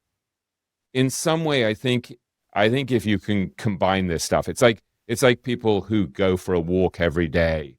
There's a famous cartoonist from the New Yorker who I think has gone for a walk with one of her closest friends or her closest friend every day in Central Park for like 20 or 30 years or something. I think that's the smart way to do it. I want to find more ways to do that, to integrate multiple good things at the same time. All right. So, William, I wanted to take this recurring segment we have this episode about books that we read in the last quarter. 2 of the three books that I'm going to talk about here actually came from you. 2 of them are spiritual, and one is about math. And people can guess out there for themselves which 2 of them I got from you, William. But the first one I wanted to talk about is this book, Letting Go, by David Hawkins. And it was a very different book than Power versus Force, which to be frank, I never finished. Power versus Force, to me, it's just like, it's too difficult to read. It's just the way it's written. But I think the message from Power versus Force is very powerful, and I feel it's ironic how I've tried reading that book multiple times. I can never complete it, and still I find it to be so impactful in my life. So anyways, Letting Go was, to me, a lot easier to read, less difficult to read. I felt the examples that were used were just much easier to relate to. I specifically zoomed in on chapter 2, read that multiple times. I read the entire book, but I especially, because you said, like last quarter, chapter 2, that is a chapter you continue to read. I found that to be incredibly helpful. Like, the idea is that if you have negativity, it's really the resistance that keeps it alive.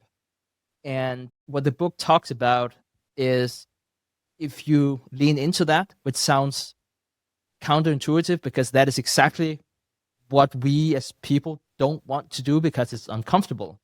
But actually, if you lean into that being uncomfortable, that is actually what releases that negativity.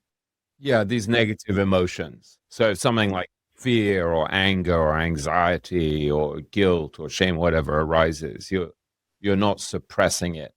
You're sort of abiding with it with keen awareness and curiosity. Non-resistance, radical non-resistance. Yeah, and I also have to be honest and say that, I mean, I don't doubt that the technique works. I figured out that it works. I have a hard time doing it if I'm not in a good state of mind. If I am in a good state of mind and for whatever reason I get triggered by something negative, I can apply the technique. If I'm in a really bad state of mind, I'm hungry, I'm tired, I'm whatever, stressed out, and then I get a trigger or something and I have these negative emotions, it's much, much more difficult for me to apply the technique. But I wanted to share that book. And one of the other things that I wanted to highlight was that, we've talked about how you can calibrate on a high frequency or low frequency. And I've heard you multiple times say to me here on the show, William, like, this emotion is, calibrates higher or lower, but it was not And I think intuitively understood it, but it was not before I actually saw like the book and saw like, I think Hawkins called it the map of consciousness. And ever the mathematician, he assigned a numerical value to each of the emotions. And ironically, that was whenever I thought, oh, now I really understand about recalibrating on a higher frequency. So yeah, it's important because you see that things, this is what I've said to you before, I think, is you see that things like shame and guilt calibrate really low, apathy, and even anger calibrates higher than like shame, because at least there's energy to it. But then things start to become kind of positive, I guess, at 200 on his scale from 0 to 1,000. And so then you start to realize, okay, so unconditional love is 540 on his scale. And so you start to think, what if I could really start to be unconditionally loving to people and to myself? What an amazing thing that would be. And so his view in a way is that a lot of these great rational thinkers top out around 499. And I have no idea whether these numbers are true or verifiable, or maybe they're directionally correct. Metaphorically, they all feel to me to be very helpful, but I'm not that hung up on the numbers themselves. I think it points at something really, really important, which is that a lot of the people that we revere in the investment world are these hyper-rational people who've built the rational mind muscle about as well as you can build it, right? So you look at Charlie Munger, you look at Ray Dalio, their ability to look at blind spots and biases and the like and just be super rational. They've taken that to an extraordinary extreme that enables all of the great achievements in science and logic and law and things like that. But for me, one of the things that has been very helpful about reading books like Power versus Force or Letting Go or The Eye of the Eye, I read a lot of the Hawkins books many times, is you start to realize that there's this nonlinear reality that's in certain ways higher and deeper and more profound than the purely rational. And so I think part of the challenge is that at a certain level, you need to let go of this tool of tremendous rationality in order to get beyond it. And I think that's extraordinarily difficult for the sort of highly intelligent, articulate, rational people that we feature on the podcast and that listen to the podcast, because we celebrate the rational mind so much. And yet there's also, I think we're starting to realize like the power of deep intuition, the power of things that you sense, but that you can't really explain, or synchronicities and the like, these things that point to something deeper, but that's not verifiable scientifically. And so I think the blockage at a certain point becomes that rational mind. And there's a very remarkable book I've been reading that's sort of not dissimilar by Tara Springett called The Stairway to Heaven, 9 Steps of Consciousness from Unawareness to Full Enlightenment. And it's not dissimilar in certain ways to Hawkins, and to Ken Wilber, the sense that there's a sort of a scale that you're ascending and reality changes at each of those levels. You're actually seeing a different reality at those levels. And part of what's helpful in reading her book is that you can sort of get a sense of where you are in these levels of consciousness and how to strengthen yourself in certain ways, how to elevate in certain ways. And so, for example, she's a psychotherapist, among other things, and teaches Tibetan Buddhism as well in England, I believe. I don't know much about her, but this had a big impact on me, this book recently. And part of what she's doing with a lot of her patients is different depending on where they are, in their own reality, in their own life, but is simply to send love to people and, to difficult people in your life, like to be thinking of them, to think, I wish you to be happy and, I wish you to be healthy. And also to be able to do that to yourself when you're full of, self-loathing or anger or self-hatred or whatever, and there's guilt or shame or whatever. And so I think part of what's interesting about that, in the same way as the letting go mechanism that Hawkins explains in chapter 2 of Letting Go, I think Tara Springer is pointing towards a very powerful mechanism there that sounds so obvious that it's really easy to dismiss, where you're just building your capacity for being more loving. And given that love calibrates really, really high in Hawkins terms, that's an important thing to do. And so, I don't know, I think these scales are kind of interesting, the sense that there are these ascending levels of reality. And also just really important to know if this is true, which I feel that it is, but what the hell do I know? If it's true that we're each really seeing a different reality based on our level of consciousness. That's very helpful, because then you look at people who you're sort of bewildered by, and you're like, well, of course they see a different reality to me. And then likewise, if you're Sogni Rinpoche or you're Michael Berg or you're Candrela, you're seeing a totally different reality than I'm seeing, because they see a sense of oneness, right? That everything is just the magical display of light. And I'm sitting here thinking, I can't believe that I'm stuck in this traffic jam when I should be, you know.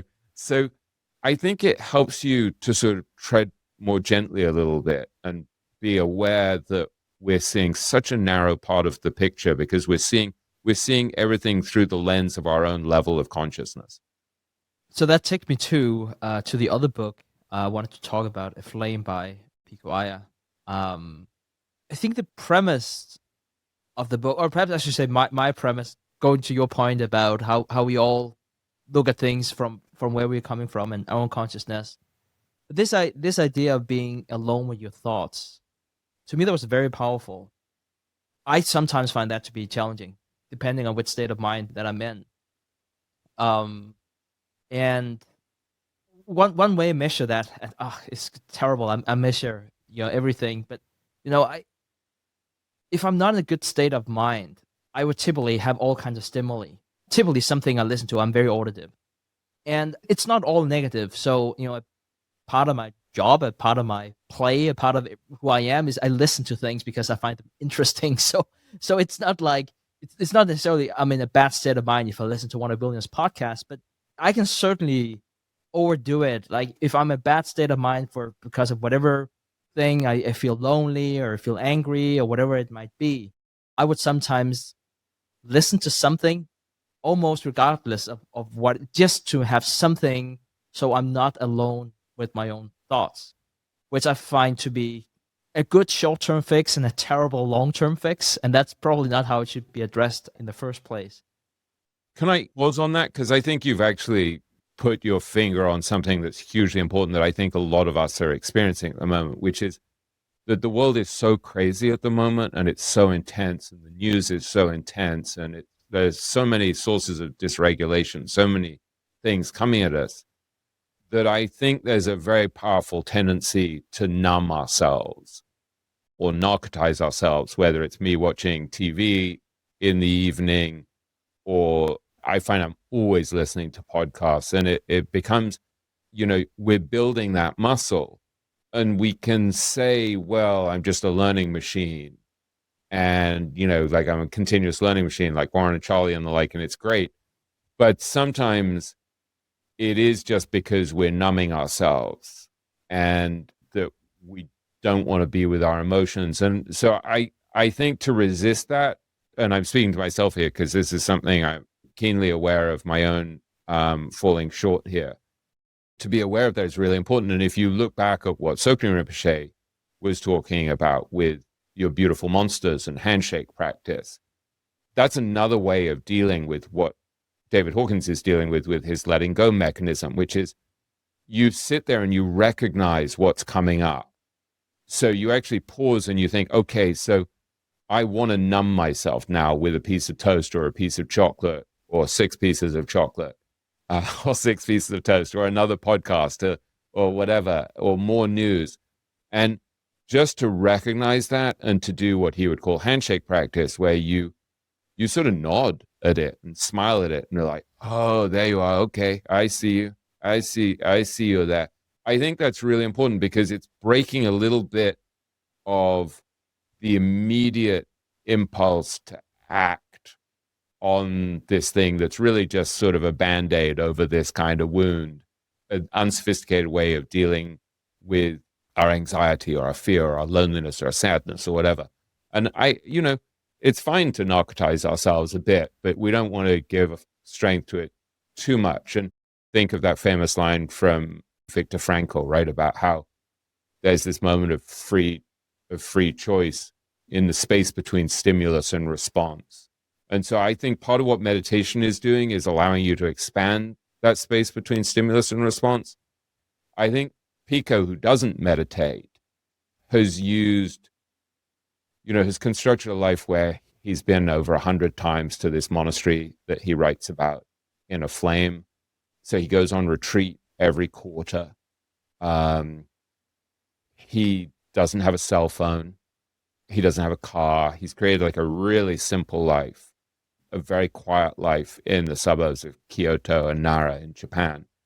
And he's a travel writer. He has a ton of stimulus in his life. He's traveled millions of miles, but he's so rigorous and disciplined about creating spaciousness in his life. And so I think this gets at what we've been discussing about life design. Is as you become more aware of what's going on under the surface, you can be like, okay, I can make a more skillful choice here and build in more space, more time, recognize my emotions and try not to hide from them and try not to just apply, the quickest treatment. Does any of that make sense, Stig? Yes, that 100% makes sense. I need to do it instead of just talking about it. But you're absolutely right. And it is one of those things where at least I have a tendency to do quick fixes with a lot of things. And then the underlying concern just continues to build up, which is obviously not what you want to have happen. But you're aware of it now. That's a huge advantage. So I think part of your thing of staying at home this year instead of traveling a lot is you've recognized that you need more spaciousness and more simplicity, and you're going for these 17,000 step walks and the like. You're giving yourself more spaciousness. And I would just say, what would happen if you didn't listen to a podcast the whole way, or if you didn't have your phone with you at all? What would happen?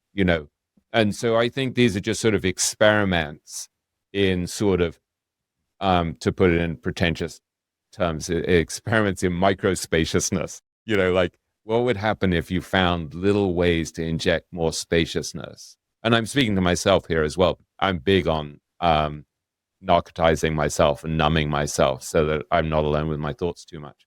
It's interesting that you say that because I have two different experiments. One here in 2025 where I don't want to travel other than brief stay in London with you, like I mentioned before. And then my wife and I are going to Singapore next year and spend some extended time there, which is another type of experiment. And it's kind of like interesting whenever I talk to this setup with other people. There is one group of people and they say, oh, not traveling. That sounds like really, really nice and tranquility, finding yourself, working on yourself. And then there's another group of people who are like, why not travel if you can? That's just stupid. Full stop, life's short. Which I completely understand. It goes to this point. I want to tie a few things together here about like how we look through different filters based on where we are and what we optimize for. I was hosting a mutual friend of ours here in Aarhus not too long ago, William, and this goes to this point here about letting go and recalibrating on different frequencies. And unfortunately at the time I hadn't read Letting Go, but I tried some of the techniques without knowing it, and they were very effective. So I wanted to share that with you. I've been incredibly lucky with a few things in my life. Some of it is deeply personal. It's something I really prefer not to talk about, but there have been some things where I've just been incredibly lucky. And for whatever reason, and probably for the wrong reasons, or who knows, it has filled me with guilt, which calibrates very low.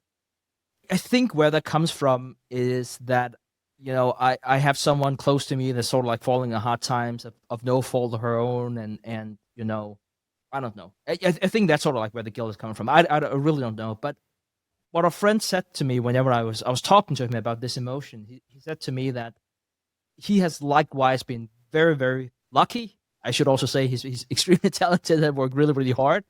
But he said that he sort of felt the same way that I did, and then not at all. He said he felt a responsibility of making sure that other people were lucky because he has gotten so lucky. And it's sort of like it lifted a fog of my mind, of that part of my brain that was just guilt, which is just such a ridiculous, terrible feeling to have. And then calibrate on a higher frequency of responsibility and how to use that in service of other people. And I should have basically just listened to you the first time you told me to read Letting Go. But like for me, that was just so powerful. And I didn't really understand it before, because I'm such a numerical person, before I saw different numbers to different emotions. So it's like, oh, so that is what it's all about. So I just want to say thank you for that, William. Oh, sure. I mean, we each have different ways of connecting to truth. So for some people, you could really look back on your life and think, when was a time where I really felt no guilt and I just felt joyful and aligned? And you might be like, oh, I had this amazing time where I was with this person I loved, or I was with these people and I was helping them. I sensed that I helped them and lifted them out of their pain, and I just felt great. And so you'd actually just remember an experience, and you wouldn't need the number. You'd be like, on the scale, you'd be like, oh, I remember how that felt. I'm by no means an expert on this, but I remember at one point reading something about Tibetan Buddhism, and it would say how, the Buddha had designed so many thousands of different methods of connecting and learning because we're all so different and we have so many different ways, so it doesn't really matter what your portal is. I think I was talking recently with the masterclass group, which we've referenced a few times here. Sorry about that. But it's, it's become a really important part of my life, right? Because it's this group of 20 people that we study with every month. We do a different chapter of the book. And so it's a one year process that we're probably halfway through. So I was really focused on the whole concept of simplicity in the last class a couple of weeks ago, where we were talking about Joel Greenblatt. And I was really struck when I went back and I listened to my earlier podcast with Joel, when I was talking to him about, his feelings about his life. And he said, overall, I feel very blessed. And he said, because of that, I feel like I owe it to give back. That's a really lovely response, right? He feels his good fortune. And instead of falling into guilt and being like, oh my God, it's so ridiculous that I'm so lucky. And then, or feeling somehow like, well, it's all so random that it's all going to end anytime, because just as I got it randomly, I got to lose it randomly. He's like, well, I've been so blessed. Let me try to help other people, which is very similar to what Warren said, right? Last year in Omaha, where he said, if you've been lucky, try to make other people lucky as well. And so I think these different teachings, whether it's from Tibetan Buddhism or whether it's from studying someone like Joel Greenblatt, who's just a really thoughtful, really decent, lovely guy, or David Hawkins, they just give you a sense of like, oh, this works. And then sometimes when you study things like Hawkins, it explains what you knew already. And I was thinking about this last week. I think I talked about this on the podcast, Celebrating Buffett, when Nick Sleep had said to me that Buffett really gave him and Zach the confidence to do what they already knew was true. And so I think we know these things already. But when you meet someone who's sort of a little bit wiser, whether it's a writer who's written it in a great book, like a Marcus Aurelius or whatever, or someone like a Buffett or a Munger or a Joel Greenblatt, you're like, oh, okay, that's why I felt that way when I was aligned with this kind of behavior. And that's why I felt awful when I was misaligned. And so it's very clarifying, I think. William, thank you for sharing. I have one more recommendation I want to make, and I kind of feel like it's going to be a very root change. It's a math book. It's actually a recommendation by Buffett. That should have been my segue.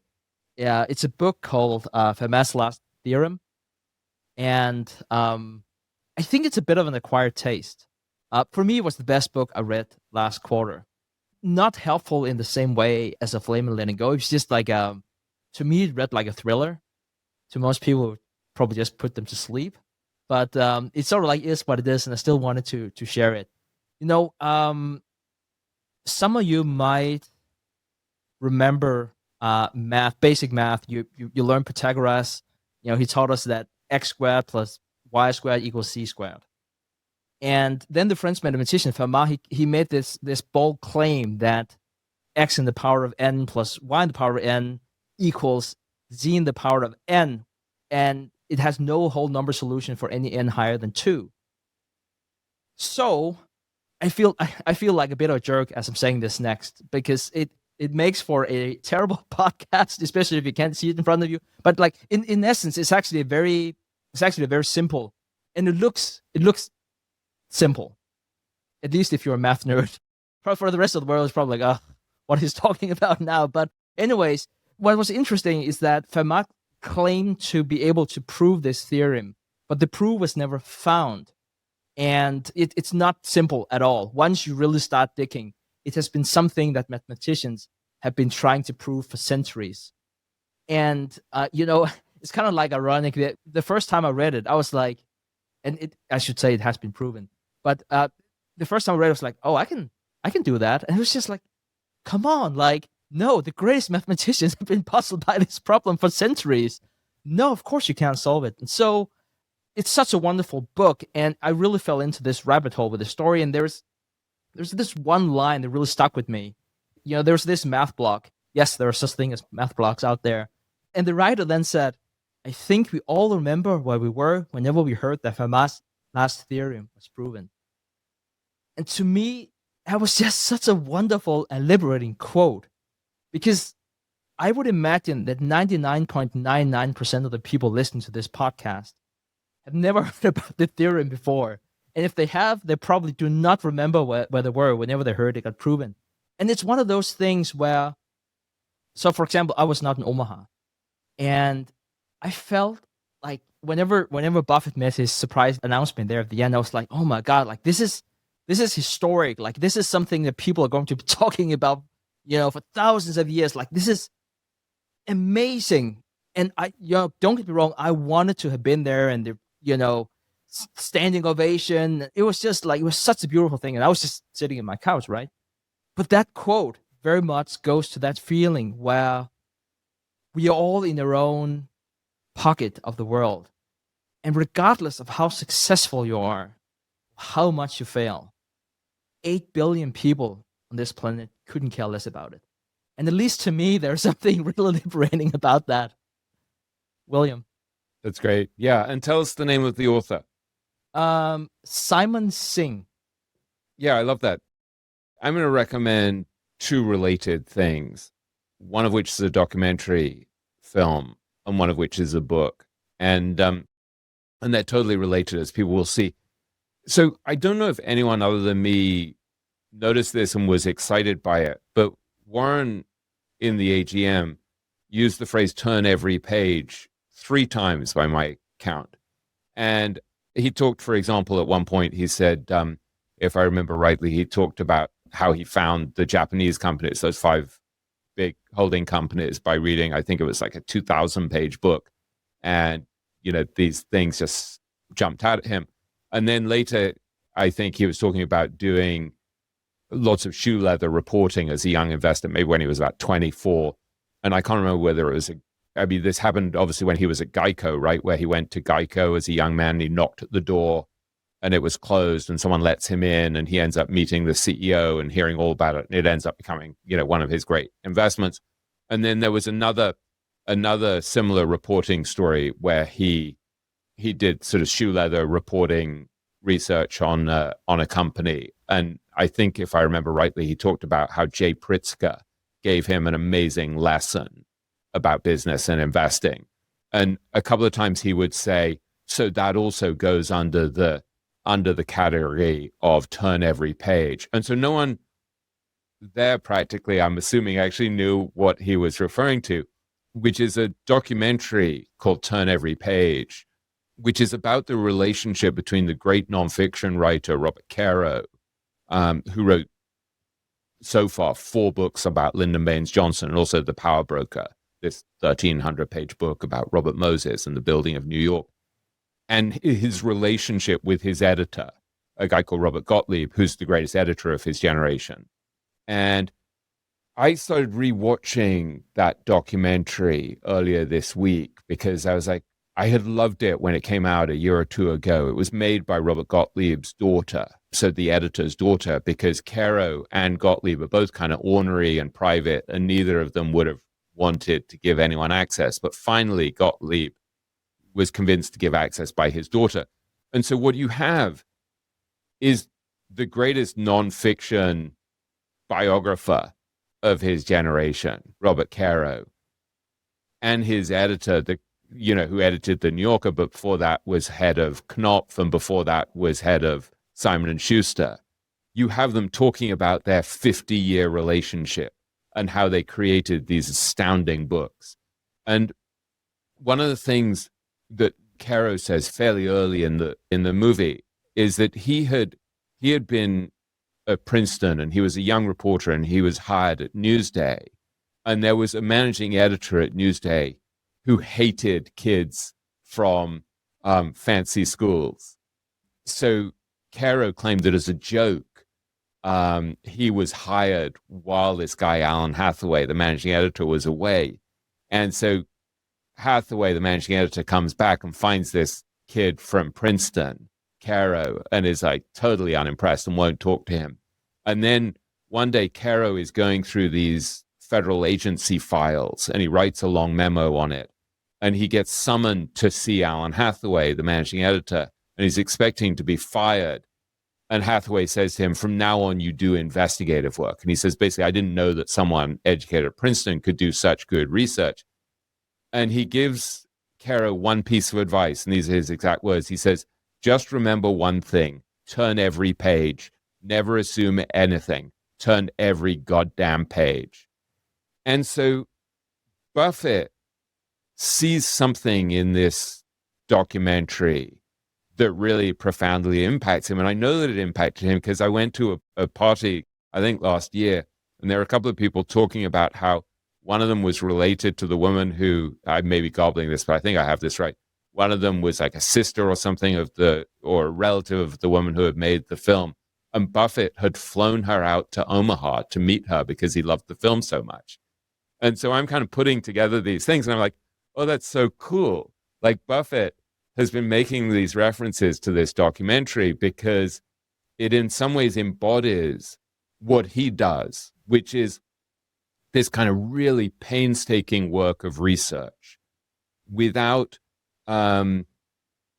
it's interesting. There's one point in the documentary where Caro sort of says, one of the agents who first met him said, I can make you a star, I can make you famous or whatever. And Caro's like, I don't care about that. Like, he just cared about doing the work beautifully. And so with The Power Broker, he did, I think, 522 interviews and literally thousands of interviews for the books on Lyndon Baines Johnson. He still hasn't finished like the 5th volume. And, he and Gottlieb, who are now like 90, are hoping that they'll live long enough for him to finish that final volume. And so there's something about these two giants working together that also, I suspect, is reminiscent of the relationship between Warren and Charlie, which also spanned over 50 years, right? I mean, they built Berkshire over 50 years, and Gottlieb and Caro have been working together for 50 years. And it's been kind of a fractious and difficult relationship because they both care immensely. So there's one point where they talk about punctuation, and they're kind of, Caro had a really idiosyncratic way of using semicolons, and they would fight over it. And Gottlieb, when he's explaining what makes Caro so brilliant and what he admires so much about Caro, among other things, is he says, everything is of total importance. The first chapter and a semicolon are both worth fighting a civil war over. And he says, Caro is industrious. He's nothing if not industrious. And he talks about how he spent 7 years just on The Power Broker. And I think he spent like 40 years basically on his, maybe longer, on his Lyndon Baines Johnson biographies.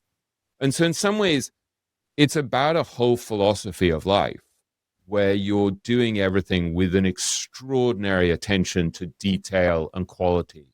And you think about Warren talking about how Berkshire became his masterpiece. It was like his artwork that he's painted over the last 60 years. And it's very similar. And so I can see why this film would have had an effect on Warren. And then there's a related book, which is Caro paused. I mean, Caro's now in his 90s, but he paused in the middle of writing this immense Lyndon Baines Johnson series to write a book called Working, which talks about his relentlessness as a reporter, which is just stunning. And so there's a story in there, for example, of how he figured out that Lyndon Baines Johnson stole the election to become a senator. And basically, he tracks down this 84-year-old guy. Caro tracks down this guy who's moved to Mexico and then Texas. And he's this old man who I think in the 1980s had been so tough that he literally someone in a bar brawl and then sort of goes and disappears. And so Caro tracks him down in like 1986. And he's like this enforcer who'd worn a revolver that reached like almost to his knee because it was so big.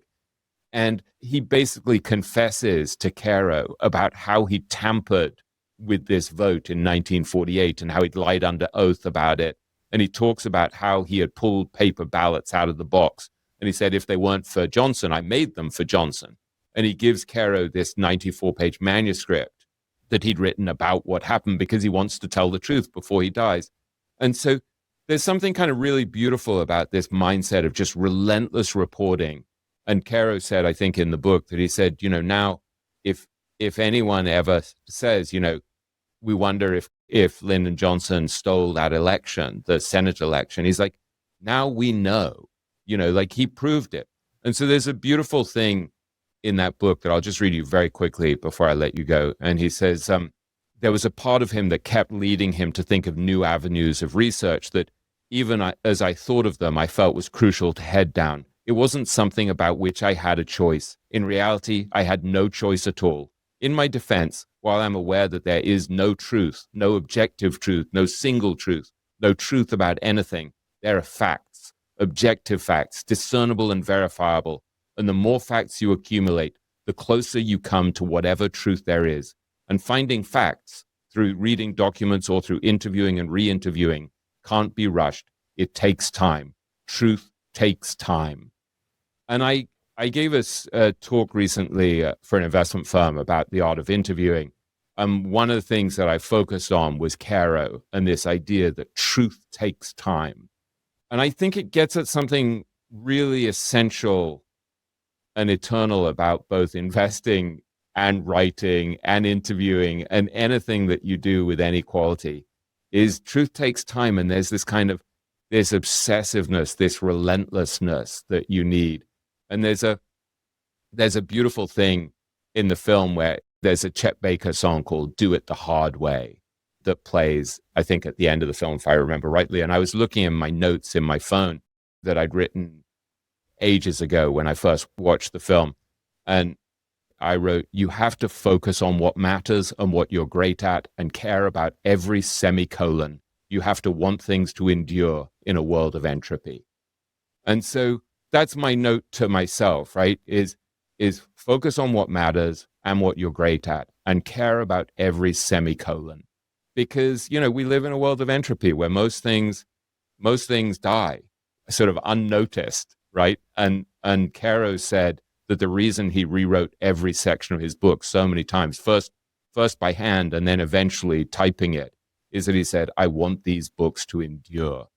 For me, both the film and that book, Working, and his other books, I've only read, I think, 2 volumes of the LBJ biography. They're a reminder to do things with a sense of quality. And so it's very consistent with the whole message from people like Robert Pirsig, that guys like Nick Sleep and Kay Sakaria picked up on. It's a particular mindset and philosophy, and Warren embodies it, and Charlie embodied it. And so I think, in the same way that I'm saying in my podcast celebrating Warren, that Nick and Zach were just trying to move closer and closer to Buffett. When you study people like Caro and Gottlieb or Buffett and Munger, this is what they embody. And it is a kind of frequency in the same way that that Hawkins or this woman Tara Springett in her book, The Stairway to Heaven, they're identifying there's a certain kind of consciousness. It's like a certain type of frequency. And it's a shift towards the timeless, towards infinite games, towards quality, and away from the ephemeral, away from the selfish, away from all the things that make you go weak, and towards the things that make you go strong. And so I think in some way, these books and films and going to Omaha and surrounding yourself with the right people and traveling across the ocean to see the right people, they're all ways of just subtly tilting the odds in your favor, that despite all of our flaws and failings, we're just a little bit more likely to act wisely. I'm really happy that you brought up Kara's book, Working. I picked it up and I thought about William Green and I thought Persic. That's a compliment in case anyone is wondering. Whenever you just read the first page, you're like, this is a different book. That was the first thing. I'm like, I'm not sure what's going on, but this is a different book. That was the impression I got. Which, again, it should be positive. It shouldn't be negative. And then to your point, it's its own frequency. It's sort of like the same thing I get with Tolkien. I don't remember like how long it took for him to come up with Lord of the Rings universe, but it was like, we're talking more than a decade. There's some experts out there who know all the details, but like you can feel it. And it doesn't mean that it has to be complex. It's not a question of now we spend a long time, but it's more like, actually, I'm just going to quote you, William, because you say everything much better than me. But I've heard you say that whenever you really distilled, for example, the book Richer, Wiser, Happier, it was like you took those truths, and then a part of you was thinking, but that's so simple. Like, it almost seems banal that it's so simple, but it's such a deep truth at the same time. And I think that's such an important concept. Whenever you start a Caro and you're like, did this dude only cover Johnson? You're like, that's not at all what it's all about. You can feel it. So I'm going to go back over to you, William. You will be able to articulate it much, much better than what I just did. I mean, think of that line from Gottlieb, the great editor, who among other things, edited Catch 22, and it originally was called Catch 18, but someone wrote a book called Mila 18. So then one night, Gottlieb phones Philip Roth and says, I've got it. It should be Catch 22. That's even funnier than 18. And so, he was this amazing editor. And think of that line from him where he just said, everything is of total importance. The first chapter and the semicolon are worth fighting a civil war over. So it's a sense that everything matters. So every action, every thought, every word, every intention matters. And it has an impact, and it has a particular calibration, and it has an effect on the people around you. At one level, we're all nothing, right? We're just ashes and dust. We'll be gone in a moment. And on another level, we're everything, and we affect enormous numbers of people, and we can have a huge impact on people. And both of those things simultaneously are true, I think. And so I think you just have to decide with your investing, with your family, with your relationships, with your creative work, whatever it is, where do I want to align myself? Do I want to align myself with the ephemeral and the selfish and the self-seeking and, the destructive? Or, that's all just going to perish. It's all just going to be gone. Or do I want to try to connect to something that's a little bit more timeless and permanent, like these values like integrity, love, kindness, compassion, all these things that make you go strong? And I think there's a reason why Berkshire has endured and grown. Like, look at what Nick Sleep said to me, where he said, I believe that good things grow. And so in some sense, you said earlier on, and I'll leave you with this thought, you said, well, I don't think I'm spiritual. It's like, it's all spiritual, Stig. It's all like, all of these values of trying to share knowledge, trying to figure out how to live more wisely, trying to be a kind and decent employer, trying to be a kind and decent, son or husband or whatever. It's all treating things as if they're of total importance, and being aware that the intention you put into them despite all of our failings and all of our mistakes and all of that, that it matters. And so I think Buffett, in quoting, without saying why he's quoting it, the phrase "turn every page," is pointing us towards something, a kind of a focus on quality, a focus on responsibility, a focus on perseverance, a focus on building something through a painstaking, deep appreciation of quality.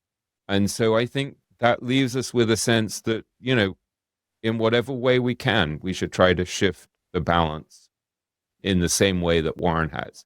We're not Warren, but we each have our own way in which we can shift the balance. That would be my parting thought. I hope that's vaguely helpful. I think it's helpful. If I can accommodate you, I would say Joseph Campbell and the Money Myth. I think it's all in the same. And perhaps Buffett and Munger would be the first to say that they don't have that channel open, but I want to say it's all in the same, even though we might call it different things. Yeah, it's all pointing at quality and things that endure, these values that endure. You build a company based on integrity, and, even just look at the fact that Buffett made the announcement so that we all as shareholders got the news at the same time as Greg Abel. He's telling you something in behaving that way. He's telling you, you are my partners, and I'm not going to keep you in the dark and treat you like second-class citizens. And so that's such a small gesture, but it's kind of everything. I think that's the best way we can end the conversation, William. Thank you, as always, for enriching these conversations. Any concluding remarks here before we end the episode?